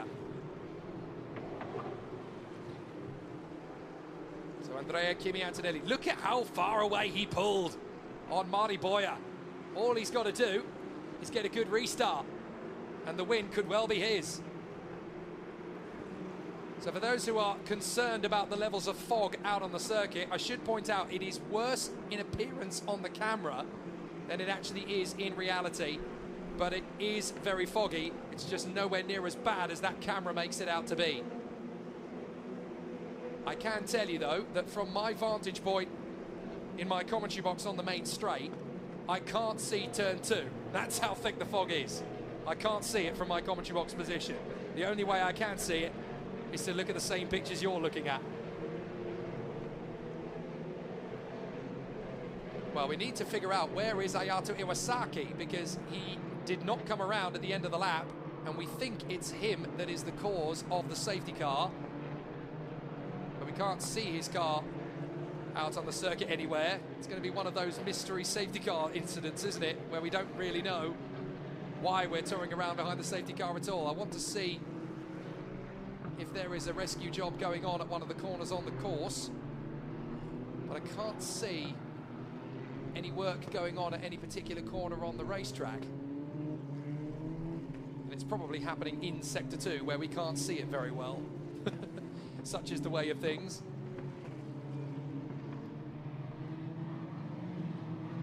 But we are under safety car conditions. We think for Ayato Iwasaki, the Japanese driver. There he is. Now you can just about make him out in the fog, in the background. You can just about make his car parked out in the first chicane. So that's where it is. So no wonder we're under safety car. You've got to look very faintly, very carefully. But Ayato Iwasaki's car is there at the first chicane. It's not going to be easy to make it out, but it is there. So at least now we know. But Ayato Iwasaki, the Japanese driver's car, is parked at the first chicane.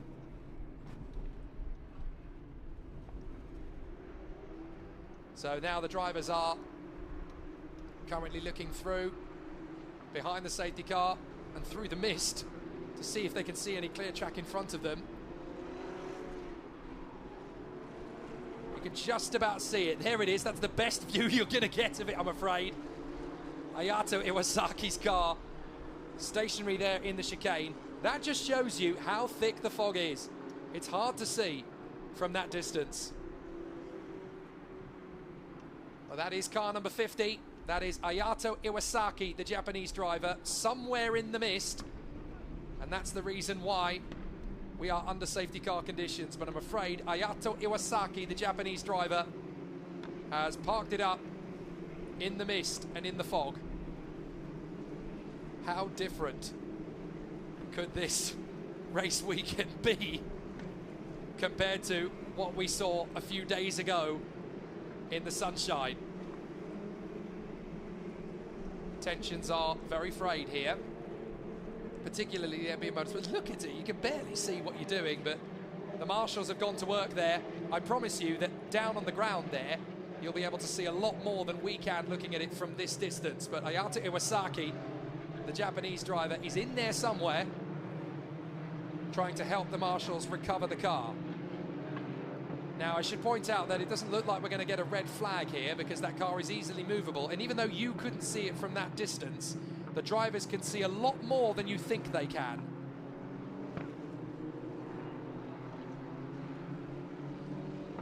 Well, this is turning into the Formula Regional Middle East Championship and the Hound of the Baskervilles here. It's very foggy and misty indeed here. But we are under safety car for Ayato Iwasaki, the Japanese driver who has stopped out on the circuit. And great to get your questions and your comments while we're under safety car conditions. Good question from Alessio Garofoli. Why are we racing on a Tuesday? Well, that's a really interesting question, actually, because we're racing on Tuesday and Wednesday tomorrow. And this is to assist the teams in their haulage and their freight getting back to the United Arab Emirates, because their next race is in less than 2 weeks' time. So they need to have a little bit of time to actually get the freight back to Dubai for the fourth round of the season. So by holding the races midweek, we give them a little bit more time to do that. Because you have to appreciate, it's 1,350 kilometers from here to Dubai. And all of that freight has got to go on the road. And they've got to pass through Kuwait, through Saudi Arabia, past Bahrain, past Qatar, along the Gulf Coast, and then back into the United Arab Emirates again, via Abu Dhabi, and then along to Dubai. It's a very long drive indeed. So that is why they've got to have a race midweek for the next round coming up 10 days after that. You need a little bit of extra days grace to get them through, because there's a lot of road to cover. If you are not stopping, it takes 12 hours. And obviously with all that freight, you're going to be stopping quite a few times. So the battles continue. Now the question comes in from, well, I've got some great questions in actually. Helen T asked, was Mini supposed to complete the rest of the season, or did he change his mind? Brilliant question. Gabriele Mini was never meant to do the full season of Formula Regional Middle East anyway. He was only ever meant to do a partial campaign to get some training in, to go in for his middle of the season battle in the summer. So he was never going to do the full championship anyway. So he just decided, well, I'll go back to the Europe, I'll get a little bit of extra rest. This was meant to be his last round, I do believe, from what I've gathered, but he decided, well, I'm already having a difficult time. I'm going to go and get a few days extra rest. There's no point risking an injury if you're not going to get what you quite wanted out of the event. So fair enough, nobody's racing his car here at Kuwait Motor Town for round 3. Apparently the seat is going to be filled for rounds 4 and 5 by another driver, but we don't have an announcement as to who that driver is going to be yet, so we will find out. Well, there is the mist and the fog for the clear-up job. You can just about make out the Bobcat on the left, and that just gives you an idea of how tricky and how treacherous the fog is around the circuit here at Kuwait Motor Town.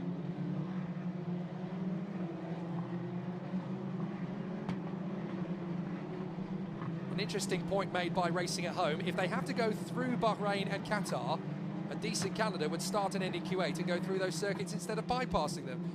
Talk to the promoters, talk to the guys in charge of the circuits. These are the ones that we got the deal to do. If you could write down your list of circuits you wanted and tick the boxes and say, oh yes, we'll make the perfect race series. It's not like e-racing where you just go, right, we'll race on these 4 or 5 circuits, boom, bang, done, we're doing it.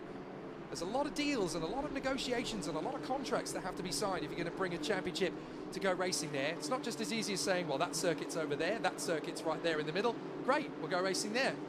You try and sit in that boardroom and have that conversation. I certainly wouldn't want to. So an interesting battle for all of the contenders on the restart. The Formula Regional Middle East Championship 2023 continues in the 7th race of the year. And it's Andrea Kimi Antonelli who leads on the safety car for what could be his first race win.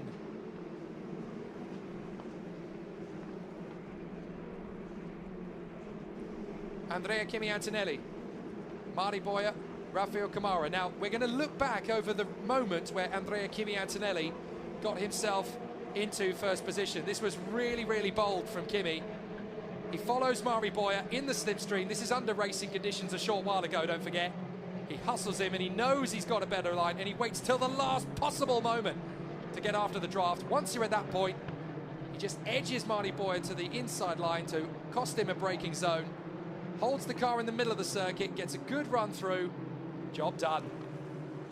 And if he gets a good restart, which should be fairly soon, Andrea Kimi Antonelli finally is looking at his first race victory of 2023. Fascinating situation for all of the drivers here, but we are under safety car for Ayato Iwasaki's stationary car at the chicane.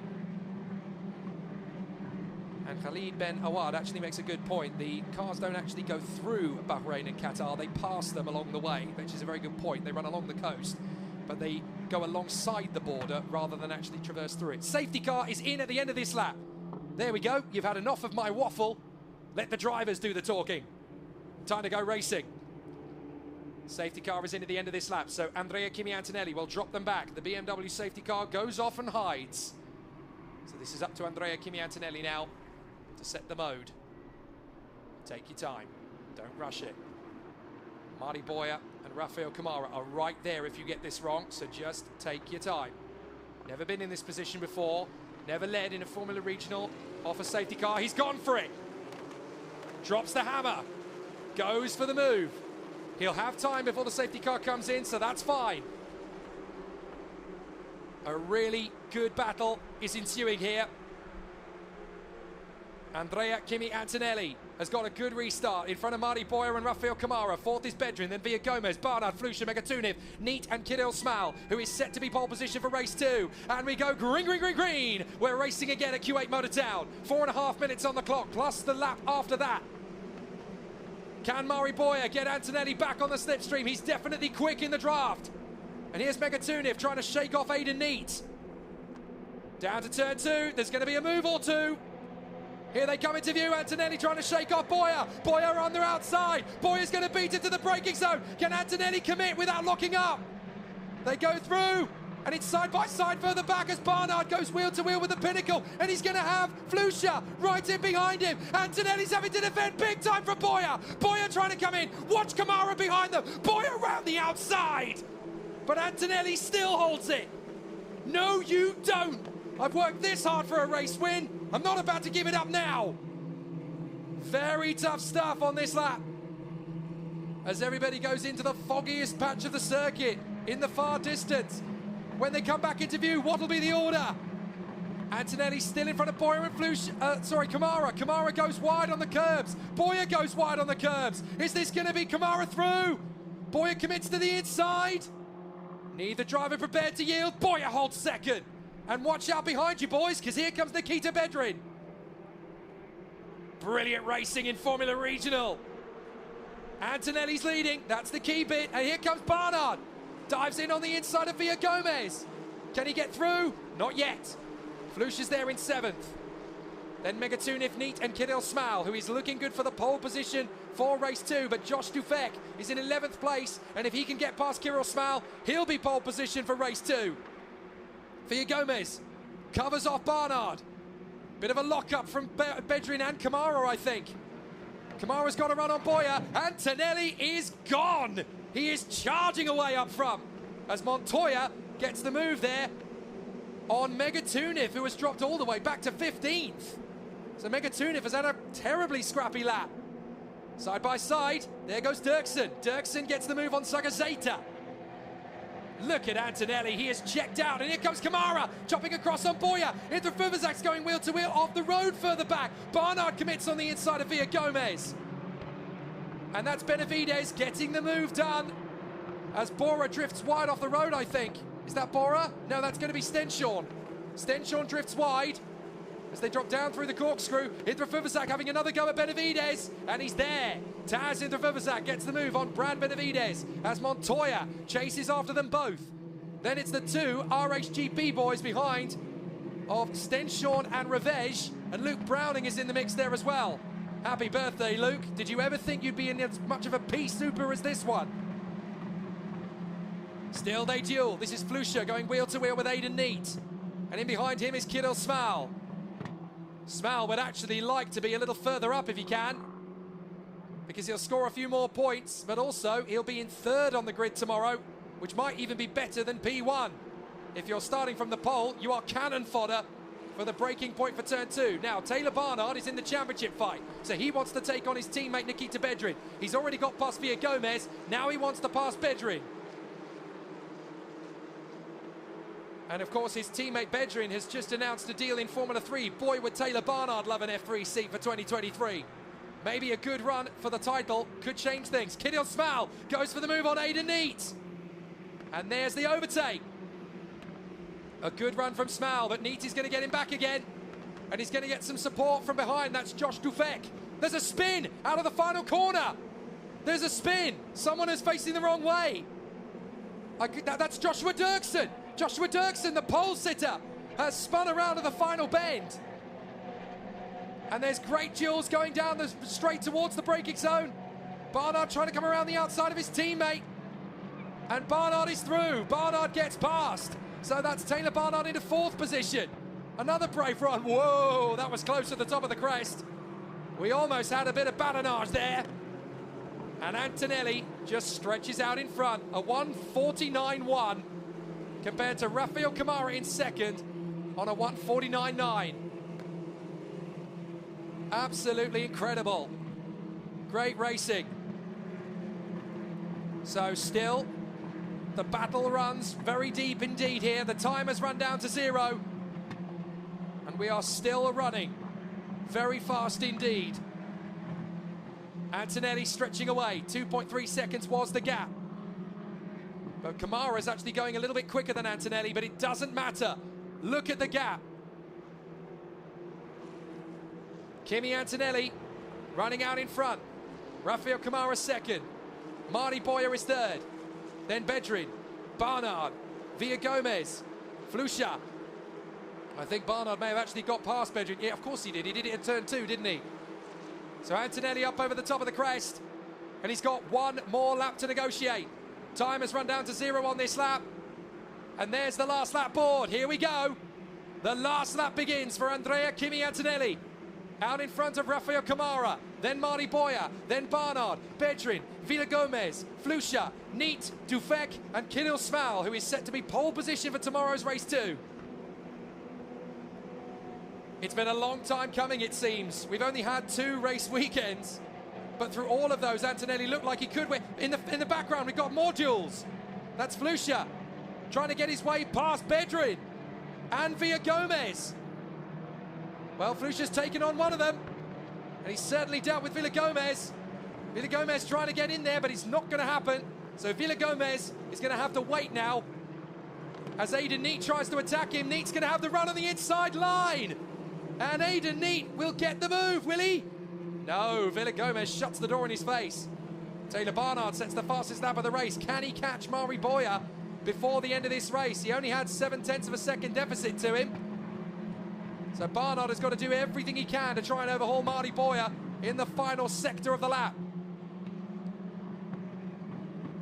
Incident involving cars 63 and 61 is going to come under investigation post-race. Megatuniv and Dirksen are both pitted. They're both out. But how about this man? The Italian stallion himself, Andrea Kimi Antonelli, having fun in the lead of this race. After qualifying, it looked like nobody could catch the cloud of blackbirds, but the cast of falcons came forward to challenge. And Andrea Kimi Antonelli, the Mercedes F1 Junior, is about to come of age. He was already leading the championship. It was only a matter of when he'd win his first race. It's now! Andrea Kimi Antonelli wins in Kuwait. Supreme masterclass from the Italian. Grande! Oh, vai, Andrea Kimi Antonelli. Superb from the Italian stallion. Rafael Kamara second. Marty Boyer third. And as far as Kimi's championship attack is concerned, now he feels like he can be champion. This could be the moment where he never looks back. Finally, he gets the win. Finally, he finishes where he belongs. He doesn't just lead the championship. He's not just the best rookie. Now he's a winner. And two right. The word stunning and the word genius gets overused in the modern era. I can't find better words to describe Andrea Kimi Antonelli's campaign so far. And finally he gets to win. In his 7th race of the year, he gets it done. Superb from Kimi. He's a fabulously exciting, passionate and enthusiastic racer. He has zero ego whatsoever. He just loves to go racing. He's full of passion, full of positivity. He's the friendliest, charmingest, most genuine character you'll find in the grid. A fabulous friend to everybody who knows him. And he'll even go and have a play in a kart. He actually turned up to the Coppa Campione, the Champion Cup kart, for rental karts last year. Why? Because he fancied a play. The kid is oozing with charisma and talent. Italy has waited a long time for a Formula One world champion. It last happened 70 years ago. I'm not saying it's going to happen anytime soon, but the next man who could make it happen might be the man you're looking at. Andrea Kimi Antonelli is a winner at last.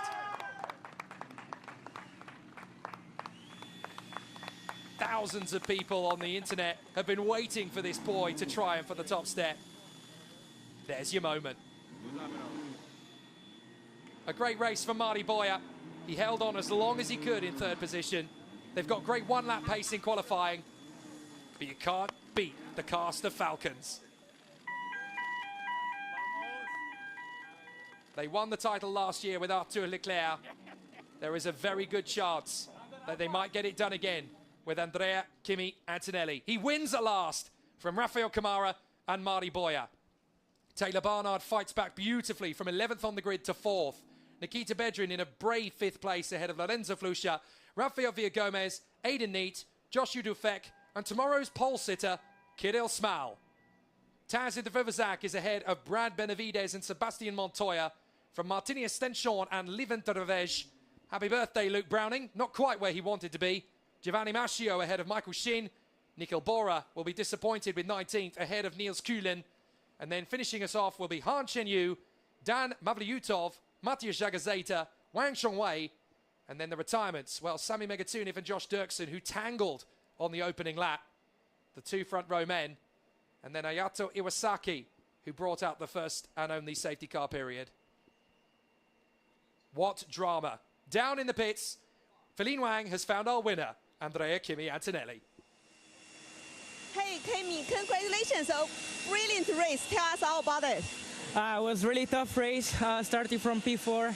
I had a good start, and yeah, I had a good start, and already after T2 I was in P2, and then I had way more pace than the leader, and yeah, at the end I took advantage of one of his mistakes in the last sector to make the move down the straight, and yeah, it was really tough.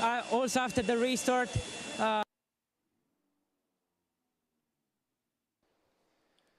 well, sadly, we couldn't hear the end of that interview with Andrea Kimi Antonelli.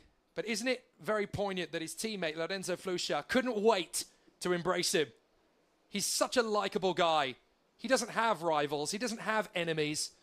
He has a great bunch of racers who love to be on the same track as him. He is exactly what this sport is supposed to be about. We're delighted he's a winner. And here's how he did it.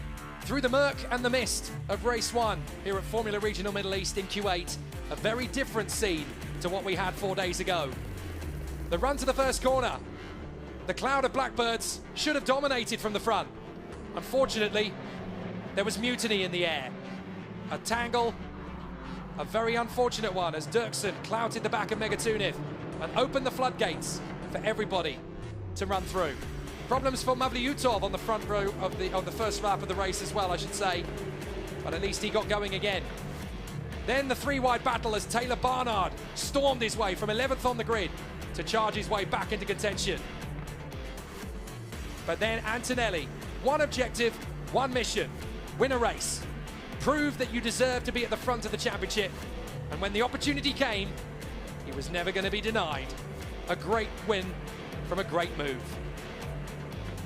The safety car came out for the stationary Ayato Iwasaki, but even on the restart, Marty Boyer found no way through. Despite the pressure, despite the intensity of the battle, Boyer retook the lead for just a few meters. But don't try and take one win away from Antonelli when he's got his dander up. The Italian stallion finally takes victory, extends his championship lead, and puts one hand on the lead of the championship, unsurpassable for the time being. A great win for the Mercedes Junior, and it could be the first of many. Hey, Kimi, congratulations! A brilliant race. Tell us all about it. Yeah, it was really a tough race starting from P4. Start was quite good, and then in T2 I was already up to second place. And then in the first few laps I had just one more pace than the leader, and yeah, after a couple of laps I managed to make the move down the straight. And yeah, after that immediately I opened the gap, but luckily we got the safety car. And yeah, the restart wasn't easy because I had to defend, but I think we managed really well, and I'm really happy to bring home the first win. Hey, congratulations！ 那刚刚呢，我也问到 Kimi 呢，他就是他这场比赛的表现，他也提到他从第4位发车，那么很高兴的，在他拿到了很快的速度，他比这个领先的车的速度更快呢，所以他在2号弯的时候就拿到了第2位的位置。那后面呢，在重启之后呢，他也非常顺利的拿到了头位，那么最后呢拿到了冠军，他非常的开心。Back to you guys. Thanks, Feline. I'm very glad we were able to get the full interview this time. Of course, we had it in Chinese as well as in English, because we are live on Chinese television. That's the thing about Andrea Kimi Antonelli. There are some racing drivers in the world that have as many enemies as they do friends and rivals. Kimi doesn't have enemies. He just has incredible racers who want to go racing with him. They want to be on the same racetrack as him. They want to have some fun with this very playful Italian lad who has grown up around racing. He's been part of the Antonelli GT racing team fold.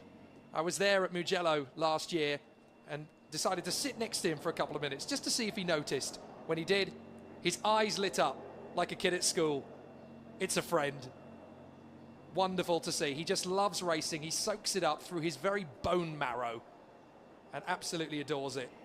He's the kind of driver that reminds you why you love racing. If you would compare him to anybody else, it would be a racer from the 50s, maybe Moss or Ascari or Fangio. The kind of guy that doesn't have enemies at all, just reminds you why you love motor racing. Everyone is happy for him when he does well, and everyone wants him to rise up the ladder. And for those on the stream, I notice who are saying, why isn't he in F3 this year? Why isn't he going to do F3? You can't rush these things. Why rush and accelerate up the ladder too fast when you can just take your time and earn your plaudits? If he goes to FIA this year, which he's bound to do, he could win that, then get into F3, and all of a sudden the world will know just what this boy can do. Absolutely phenomenal young man who we are all very, very thrilled to be part of his journey. But let's talk about the others. Let's not just make it the Antonelli show. Rafael Kamara did a grand job there in second place to hunt down Marty Boyer and bag his best result in a Formula Regional car as well. It's not going to be long before Rafael Kamara takes the win in Formula Regional. He'll get his shot this year, and it's going to be a really exciting run. And Marty Boyer back on the podium again. The only one of the Blackbirds that didn't crumble at the start. Now here comes the winning drivers. Third place, number 60 from Hyderabad, Blackbirds by Emirates Motorsport, Mari Boya. So here comes Mari Boya, back on the podium again, bagging more very strong points. Rafael Kamara finally stands on a podium properly. It's not inherited, it's not gifted, he fought for it.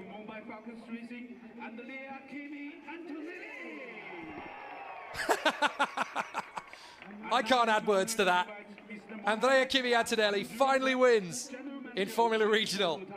And boy, must that feel good. So Mari Boyer banks more points while his rivals faltered. He could be in the hunt for the championship this year. Rafael Camara, his best result so far. And Andrea Kimi Antonelli is going to get a pair of trophies. The winner overall and the top rookie and the championship leader. It doesn't get much better than that for the Italian stallion on the top step. Remember the name, Andrea Kimi Antonelli. You're going to be hearing a lot over the next decade. So the contenders will have some fun and games up on the top of the podium. They will have the Kuwaiti flag on the rostrum. But after that, they'll get to spray the bubbly in style. A great performance from a very tough race here in Formula Regional Middle East. But now, Mari Boyer, Rafael Camara and Andrea Kimi Antonelli will have some fun on the podium as they get busy with a fizzy. A brilliant race and a brilliant end. The championship leader finally grabs his first win of 2023. And that could be the first of many. But tomorrow, we get to do it all over again. Rejoin us here at Kuwait Motor Town as the cast of Falcons try to grab some more race victories here at Kuwait Motor Town. From myself, Jake Stanson, and the whole crew, thank you very much indeed for being with us for race 7 of 2023. Join us for more in race 8 and 9 of both F4 UAE and Formula Regional Middle East tomorrow here at Kuwait Motor Town. Bye for now.